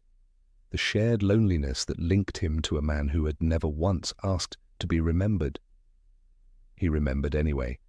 And perhaps that above all is what makes a legacy. Not how many people chant your name, but whether one person refuses to let it be forgotten. Number 20. Magic was pain, not pride. Harry's 5th year at Hogwarts was marked by a deep and dangerous rebellion, not one born of arrogance or teenage anger, but of moral necessity. When Dolores Umbridge began her reign of terror, silencing students and rewriting truth to serve the Ministry's agenda, Harry couldn't stay silent. He had seen Cedric die. He had witnessed Voldemort return. To allow the lies to spread unchecked would have been a betrayal of everything he knew to be true. So he stood, defiant, in Dumbledore's army, not to break rules for the thrill, but to restore a balance that had been shattered. In these moments, his sense of justice burned brighter than fear. He didn't simply fight authority, he fought blindness, willful ignorance, and the cruelty that came with it. This same fire burned quietly in Severus Snape, though cloaked under years of sarcasm and bitterness. Unlike Harry, Snape didn't confront injustice openly. He acted from the shadows, unseen and uncelebrated. When he agreed to protect Harry, it wasn't out of love nor even out of loyalty to Dumbledore. It was because Lily had died, and he could not bear to let more innocent blood spill. "I have spied for you and lied for you, put myself in mortal danger for you," he told Dumbledore, and none of it was for recognition. Justice, to Snape, wasn't about acclaim, it was about action, about debts paid and wrongs quietly made right. Harry's reaction to perceived injustice was immediate and loud. He couldn't stand still when he saw Neville mocked or Hagrid attacked. When Buckbeak was sentenced to die, Harry risked everything to save the creature, sneaking through time, defying the Ministry's verdict. He didn't ask permission. He acted because it was right. That sense of moral clarity defined him more than any prophecy. He never claimed to be a hero, he just couldn't stomach watching someone else suffer. Snape, too, acted without permission, though his sense of justice had long been tempered by years of regret and survival. When he saved Draco from a certain fall into darkness, he didn't hesitate to make the unbreakable vow, knowing it could cost him everything. He protected the boy not because Draco deserved it, but because the burden placed on him was monstrous. Snape saw the cruelty of the system, the way it used children as pawns, and he stepped in, not to shield Draco from punishment, but from becoming a killer. The morality of that choice ran deeper than mere favoritism. It was justice, rough-edged and invisible, but real. Harry's distrust of authority grew sharper each year. Whether it was Umbridge, Fudge, or even Dumbledore himself, Harry questioned those in power when their decisions hurt others. "You're making a mistake," he said, more than once. He wasn't afraid to speak those words. When he led the charge to the Department of Mysteries, it wasn't recklessness, it was conviction. Sirius was in danger. Waiting would have meant betrayal. And even in the chaos that followed, Harry's conscience remained intact. His greatest pain was not the battle, but the thought that he had let injustice win, that he had failed someone he loved. Snape had no love for rules either, but his rebellion was laced with bitterness. He had seen too much, trusted too little. In the pensive, Harry saw Snape's school years, saw the cruelty, the humiliation, the moments when teachers turned blind eyes. Justice, for Snape, had rarely been served, and so he took it upon himself to serve it in his way. He protected students from dark arts with real, brutal lessons. He gave second chances without acknowledgement. He warned Dumbledore of Voldemort's plans. He carried secrets like armor. He did what was right, even when it cost him his soul. Harry saw creatures, not monsters. He argued for the freedom of house elves, stood by Hagrid when others scorned him, and defended Luna Lovegood even when she was ridiculed. He didn't pick the easy side, he picked the side that needed him. He told Rufus Scrimgeour that the Ministry didn't deserve his allegiance. "You're interfering at Hogwarts," he said sharply. It wasn't disrespect, it was a refusal to accept injustice just because it came with a badge. Snape, too, refused to let labels define truth. He hated James Potter not just for personal reasons, but because James had abused power. He watched the popular kid torment the misfit, and no one intervened. That memory lingered, festered, shaped him, and so when he saw injustice at Hogwarts, he responded harshly, sometimes cruelly, but often with an undercurrent of protection. He sabotaged Quirrell's curse to save Harry's life. He brewed Wolfsbane potion for Lupin, though he loathed him. He ensured students were safe even when they never thanked him. Harry's defense of Draco in 6th year revealed the depth of his empathy. When he saw Draco crying in the bathroom, broken and scared, Harry didn't attack. He hesitated. It wasn't weakness, it was recognition. Draco, too, was drowning under expectations, trapped by a family legacy of violence. Harry had been raised to fight that darkness. Draco had been raised to obey it. Harry's sense of fairness couldn't ignore that difference, and when he later told Ron and Hermione that Draco wasn't a killer, it wasn't to excuse his actions, it was to tell the truth. Snape, for his part, shielded Harry more than anyone ever knew. He ensured that Umbridge never found Dumbledore's army, delaying her with half-answers. He gave Harry the chance to escape the astronomy tower, pretending not to understand. He risked Voldemort's wrath every time he fed the Dark Lord misinformation. These weren't just acts of espionage, they were moral choices made in silence. No one saw them, that was the point. Harry hated unfair punishment, and he often took the blame for others. When he told Dobby to keep quiet about who freed him, when he let himself be blamed for the DA, or when he stood by Hagrid even as others whispered, Harry proved again and again that justice, for him, wasn't about proving he was right, it was about doing what was right. "I must not tell lies," he carved into his hand, and he bore that scar as a badge of integrity. Snape bore his own scars, though fewer knew of them. He endured the distrust of the Order, the contempt of his students, the hatred of those he saved. He let them believe he was cruel, even evil, if it meant the plan would work. "You have your mother's eyes," he said at the end, not as a compliment, but as a final confession.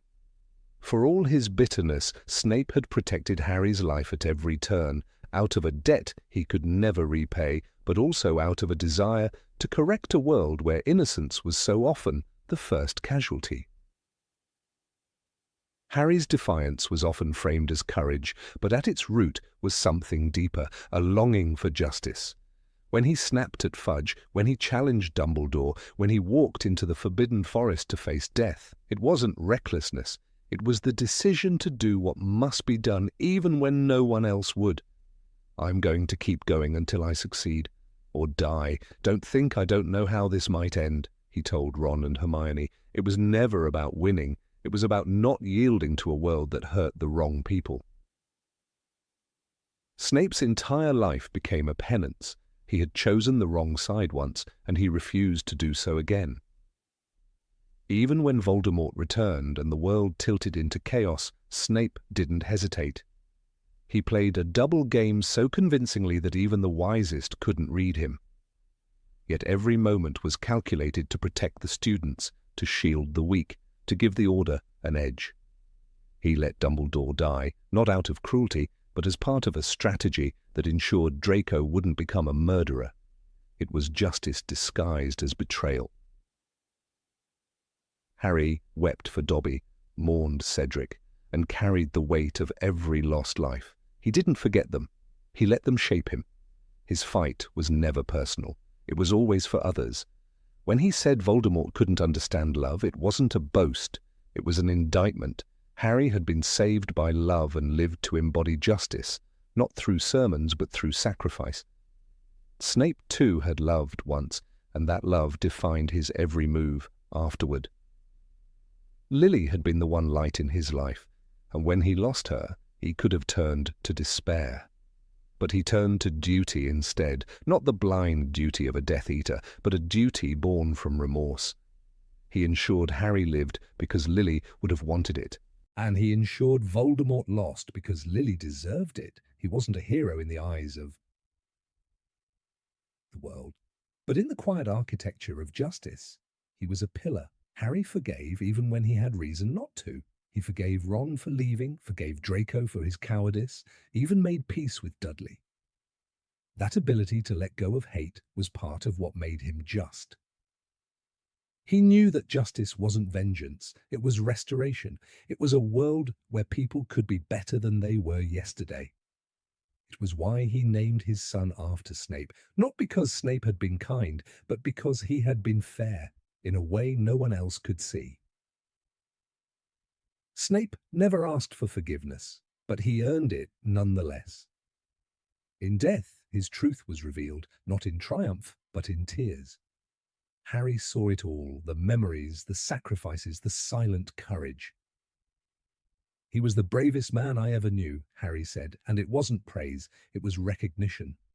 In Snape, he saw a mirror, not of kindness or warmth, but of moral strength. They had both fought systems that failed them. Both had protected those who couldn't protect themselves. Both had refused to let injustice stand, no matter the cost. That was what bound them, not friendship, not understanding, but justice. Relentless, necessary, and deeply human. Number 21, they never wanted public glory.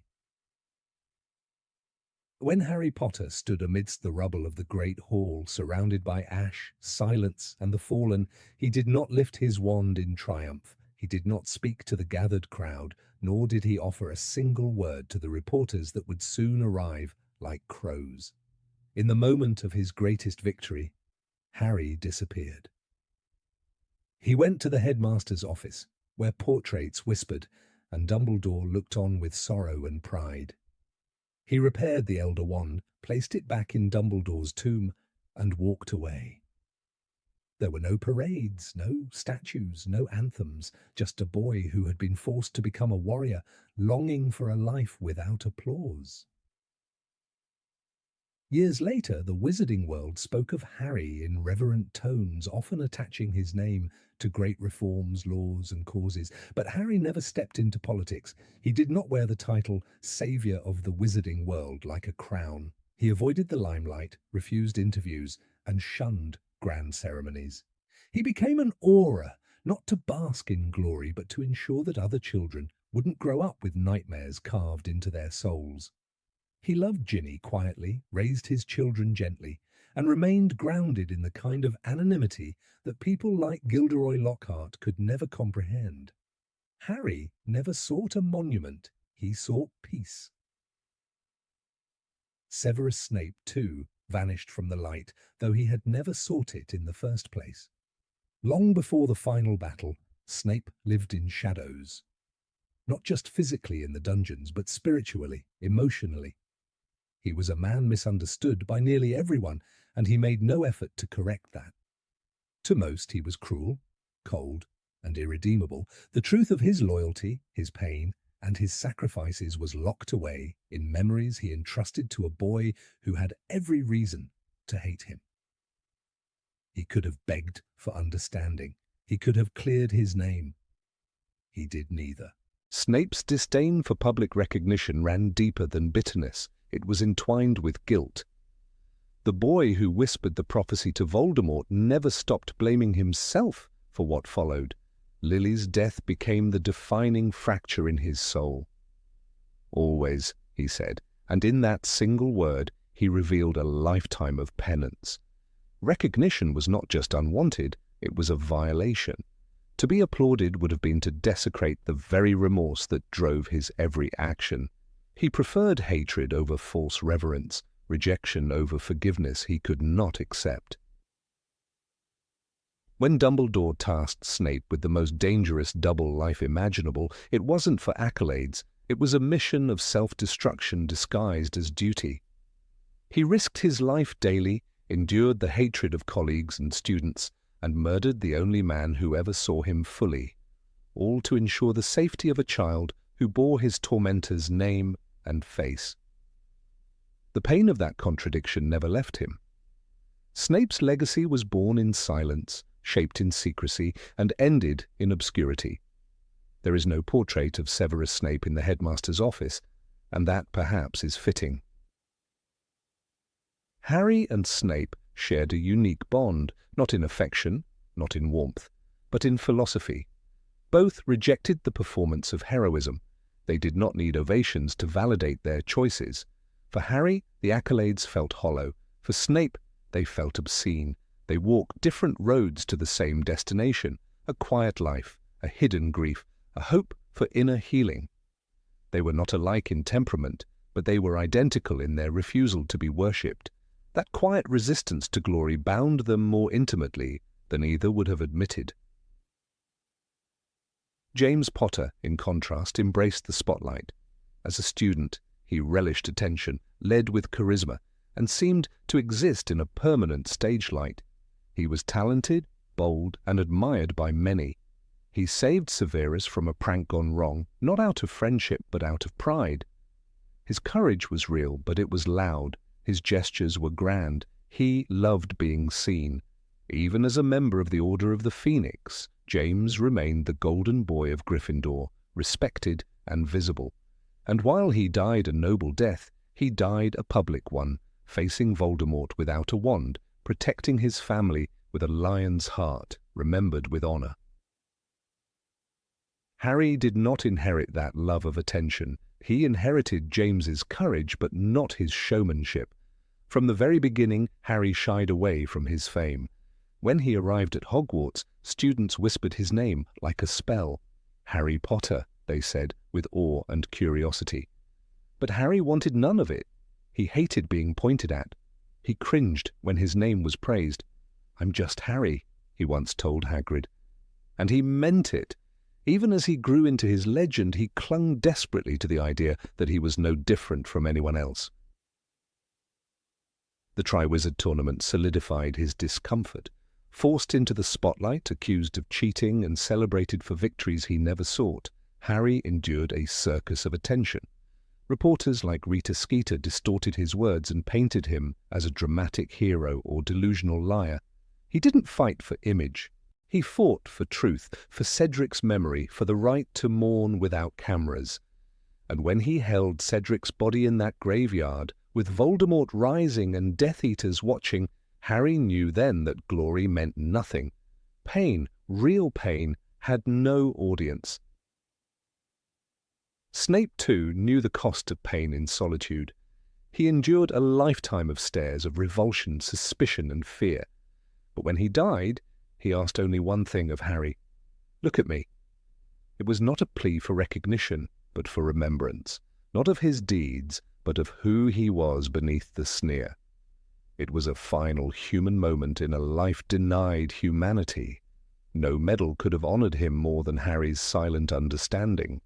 No eulogy could have said more than Harry naming his son after him, calling him the bravest man I ever knew. Snape's contributions were erased from public history.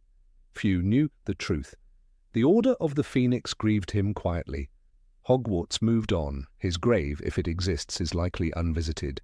Yet Snape would have preferred it that way. He lived and died in shadows, and in them he found his truest form. There is a dignity in silence, and Snape wore that dignity like armor. The world thought him a villain. He let them, because to be hailed as a hero would have felt like a betrayal of all he suffered in secret. Harry's fame never left him entirely, but he learned to live with it by turning his back on the stage. He refused to write memoirs. He rarely spoke of the war. He never corrected people when they got the story wrong. He allowed legends to form, rumors to grow, inaccuracies to flourish, because correcting them would mean stepping back into the light. His truth was not for the public.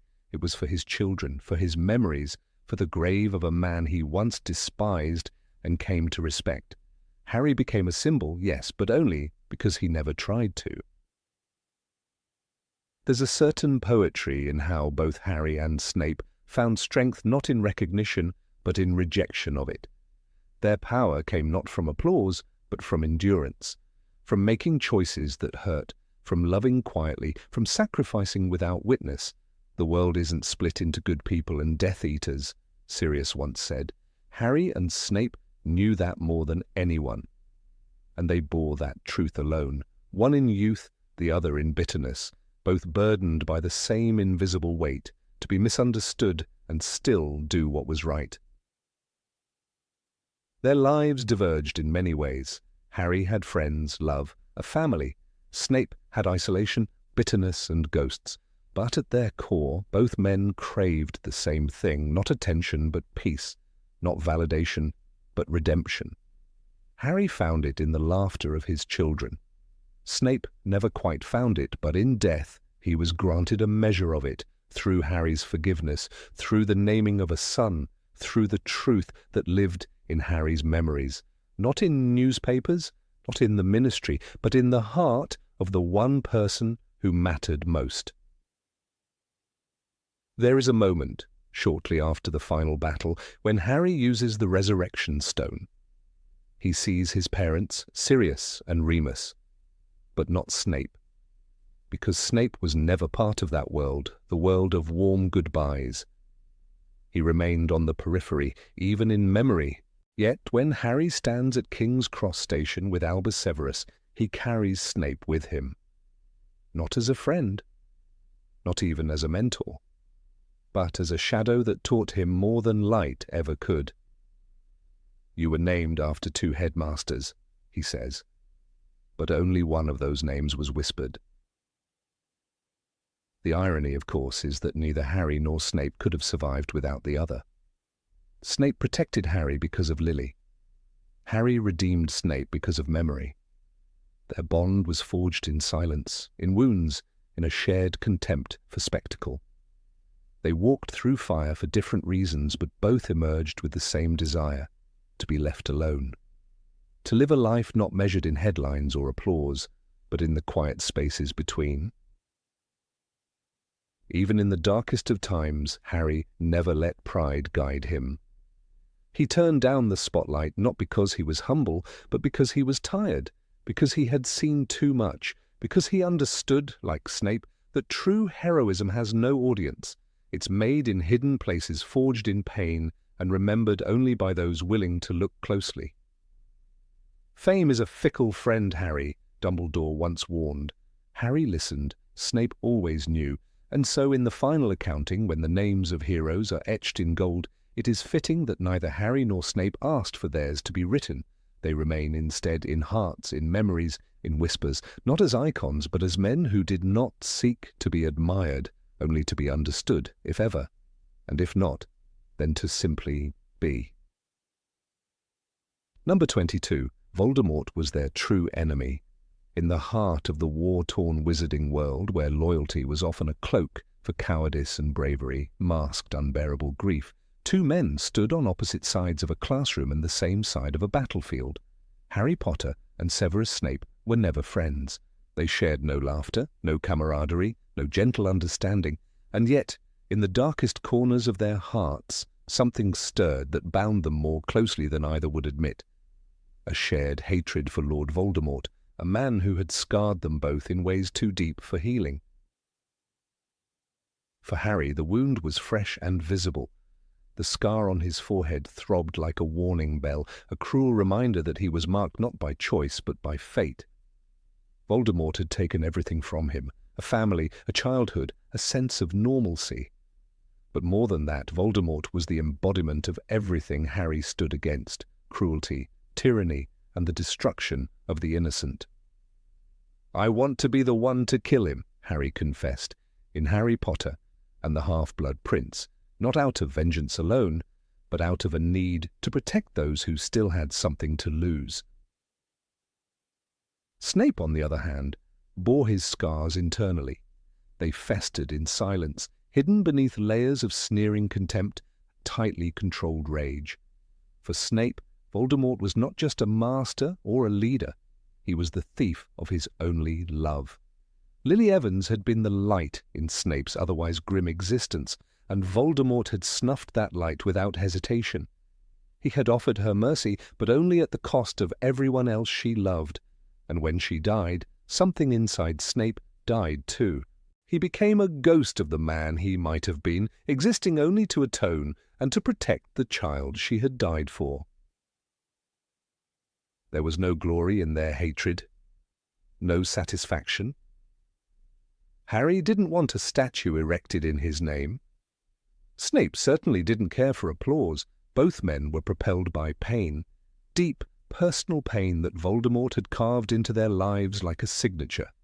And unlike James Potter's rivalry with Snape, which was a contest of pride and ego, the loathing Harry and Snape felt toward Voldemort was soaked in grief and horror.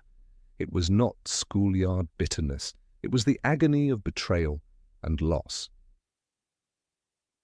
When Snape agreed to Dumbledore's plan to protect Harry at all costs, to feed Voldemort pieces of a grand illusion, to die a double agent's death, he did so not because he loved the boy, but because he hated the man who had made him an orphan. "You have kept him alive so that he can die at the right moment?" Dumbledore asked in the Deathly Hallows. Snape's reply was a whisper. "You have used me." But in truth, he had allowed it. Not because he trusted Dumbledore entirely, but because his hatred for Voldemort burned brighter than any other feeling he had left.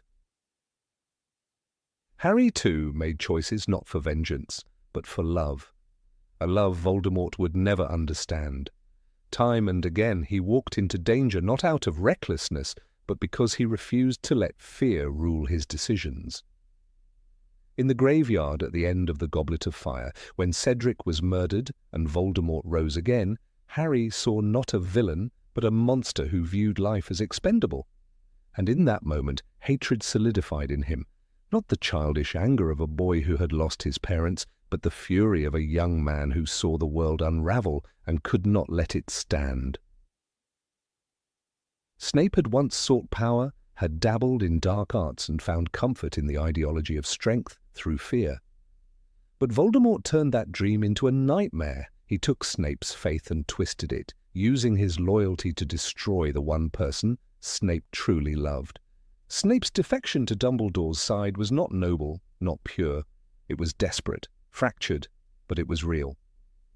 "You do not seek the Philosopher's Stone," Dumbledore once told Harry. "You want to find the stone, you are not using it for yourself. The difference is key." The same could be said for Snape. He did not seek redemption to be absolved. He did it because Voldemort had made him hate the man he had once been. Their hatred made them soldiers, but it also made them human. When Harry learned the truth about Snape's past, about the depths of his suffering, about the always that echoed long after the man's death, he did not reject it. He honored it. He named his son Albus Severus, a choice unthinkable years earlier. He did not do it out of sentimentality. He did it because he finally understood what drove Snape, the same relentless, painful hatred of Voldemort, born from the same wound. Voldemort believed he could conquer death. He split his soul, destroyed his enemies, and laughed at the idea of love. But both Harry and Snape, in their own way, proved him wrong. Harry's willingness to die showed that love could overcome fear. Snape's willingness to serve in silence, to carry unbearable pain without reward, showed that love could endure even in hatred. Their resistance was not just against a man, it was against the idea that nothing matters except power. There were moments, brief and brittle, where their shared purpose shone through. When Snape flung the Doe Patronus into the night sky, guiding Harry to the sword of Gryffindor, it was not just a gesture of aid, it was a symbol of alignment. It was Lily's memory passed from one protector to another. Snape could not love Harry, not with the face of James looking back at him, but he could save him. That was enough. Harry, in turn, never forgave Snape's cruelty, but he came to see the man's humanity. The pensive, that swirling vortex of memory, revealed to him not just secrets but sorrow. It showed him that hatred, when rooted in love, could become something powerful, something redemptive. And when he stood before Voldemort in the Forbidden Forest, ready to die, he was not acting alone. He was finishing a war that Snape had been fighting in shadows for decades. They were both orphans of Voldemort, in different ways. Harry lost his parents. Snape lost his reason to believe in anything.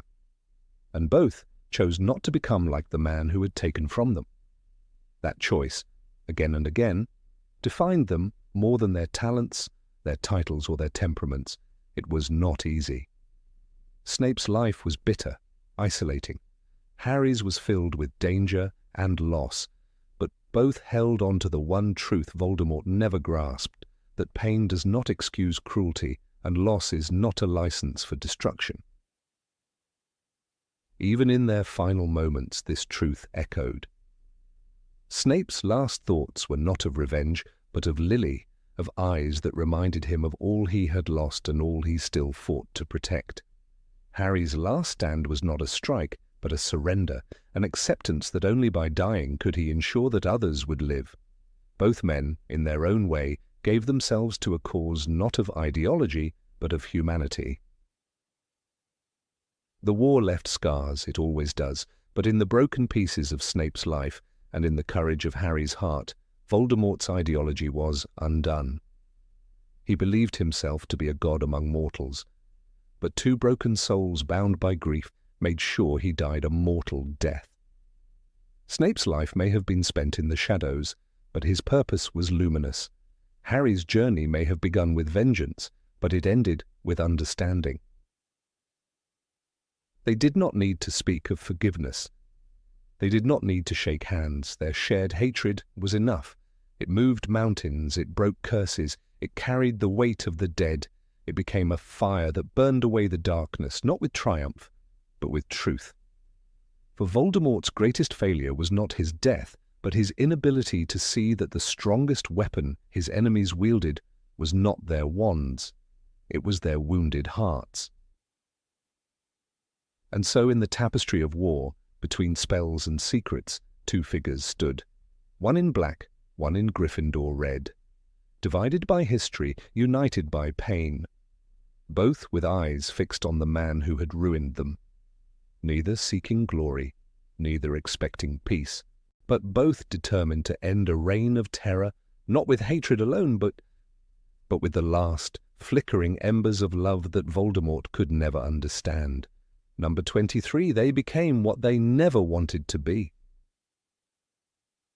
Of all the parallels hidden in the folds of J.K. Rowling's world, few are as poignant and quietly devastating as the one between Harry Potter and Severus Snape. Both men, seemingly opposites in every respect, one hailed as a hero, the other cloaked in darkness, are bound by a common thread. Neither became what he truly wanted.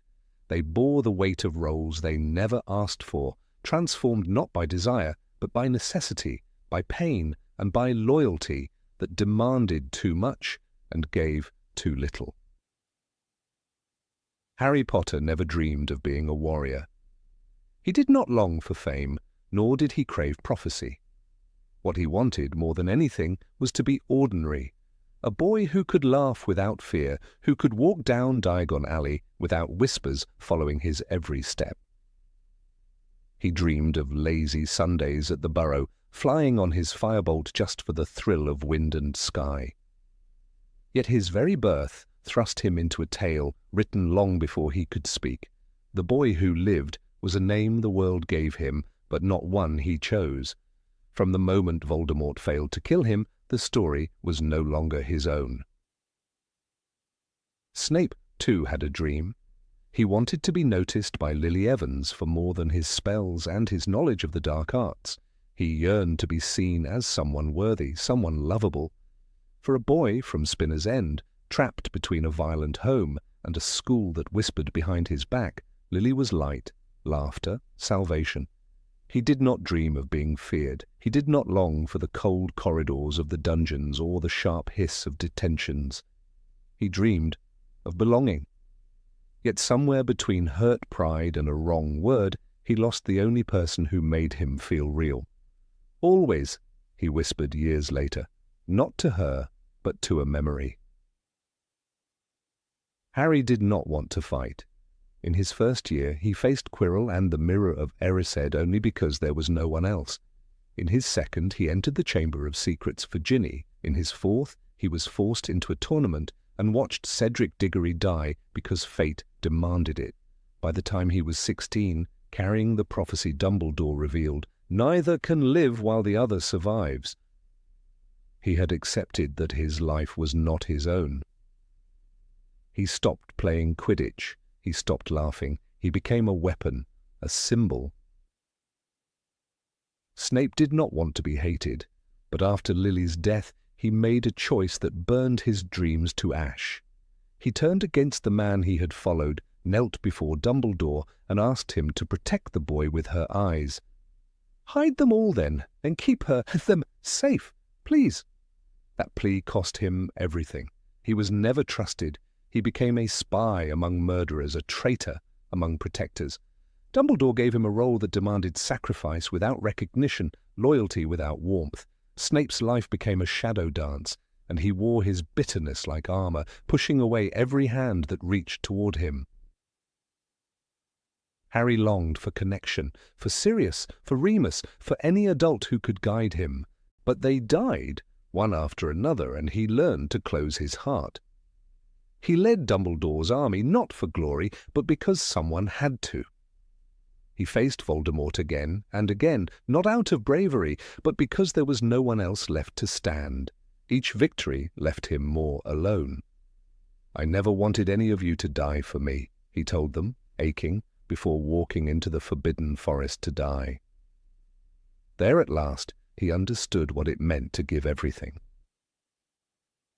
Snape longed to be seen, not just as a Death Eater or a teacher or a bitter man in black, but no one ever looked past the sneer.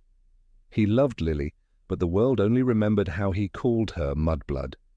He protected Harry for years, but the boy only saw cruelty. He risked his life every day, yet he was thanked with silence. Even when he killed Dumbledore, it was to save Draco's soul, not to serve Voldemort. But no one knew. They only saw the murder, the betrayal.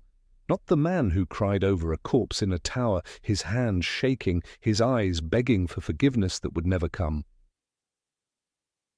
Both men became icons. Harry, the chosen one; Snape, the double agent. But those titles did not capture the truth. Harry was a boy forced into manhood before his time. Snape was a man who never got to be a boy. They were soldiers in a war that chewed through innocence and left nothing behind but ash and memory. Neither sought power, neither wanted worship. They wanted peace, they wanted love, they wanted life. Harry watched as everyone around him expected him to lead. When he returned to Hogwarts in the final battle, people turned to him with hope in their eyes. He did not want to be a general, he wanted to end the war, and he did, by walking to his death armed with love and grief. He faced Voldemort not with spells, but with acceptance. He chose the Hallows, but gave up their power. He emerged victorious, but never whole. Victory did not erase the cost. Snape died alone, in a shack, bleeding onto a dusty floor. He looked into the eyes of the boy he had hated, protected, resented, and loved. "Look at me," he whispered, not in anger, but in desperate need to see Lily's eyes one last time. His memories flowed out of him like lifeblood, revealing the man behind the mask.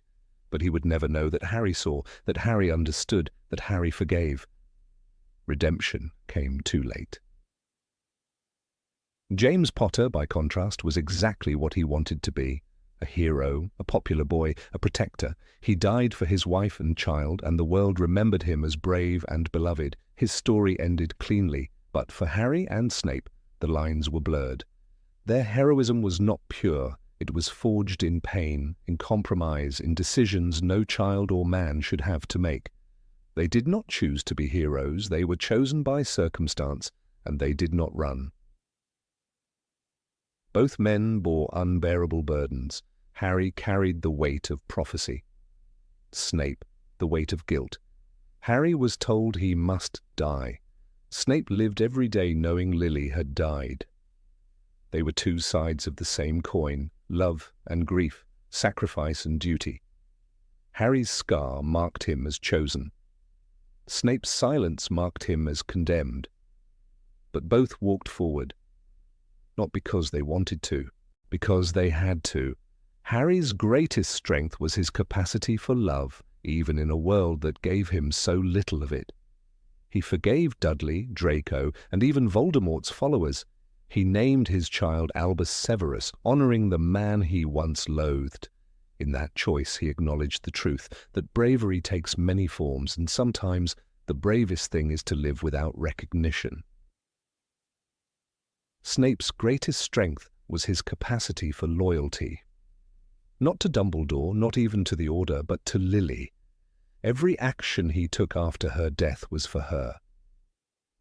That kind of loyalty, raw and absolute, consumed him. It turned him into a man who could do terrible things for a noble cause. He never forgave himself, but he never stopped fighting for her memory. In a way, Harry fulfilled Snape's dream. He protected Lily's son. He carried her love into the future, and Snape, in turn, ensured Harry lived long enough to make that future possible. They saved each other in ways neither fully understood. Their bond, forged in tragedy, became the quiet heart of the story. The world saw Harry as a savior, but he was a boy who wanted peace. The world saw Snape as a villain, but he was a man who wanted love. Their stories are not about triumph. They are about endurance, about choosing the hard path when it would be easier to turn away, about becoming what was needed, even when it meant becoming what they feared. Neither was free. Harry lived under a prophecy, Snape under a vow. But they both broke the cycle. Harry gave his children a world without war. Snape gave Harry the truth.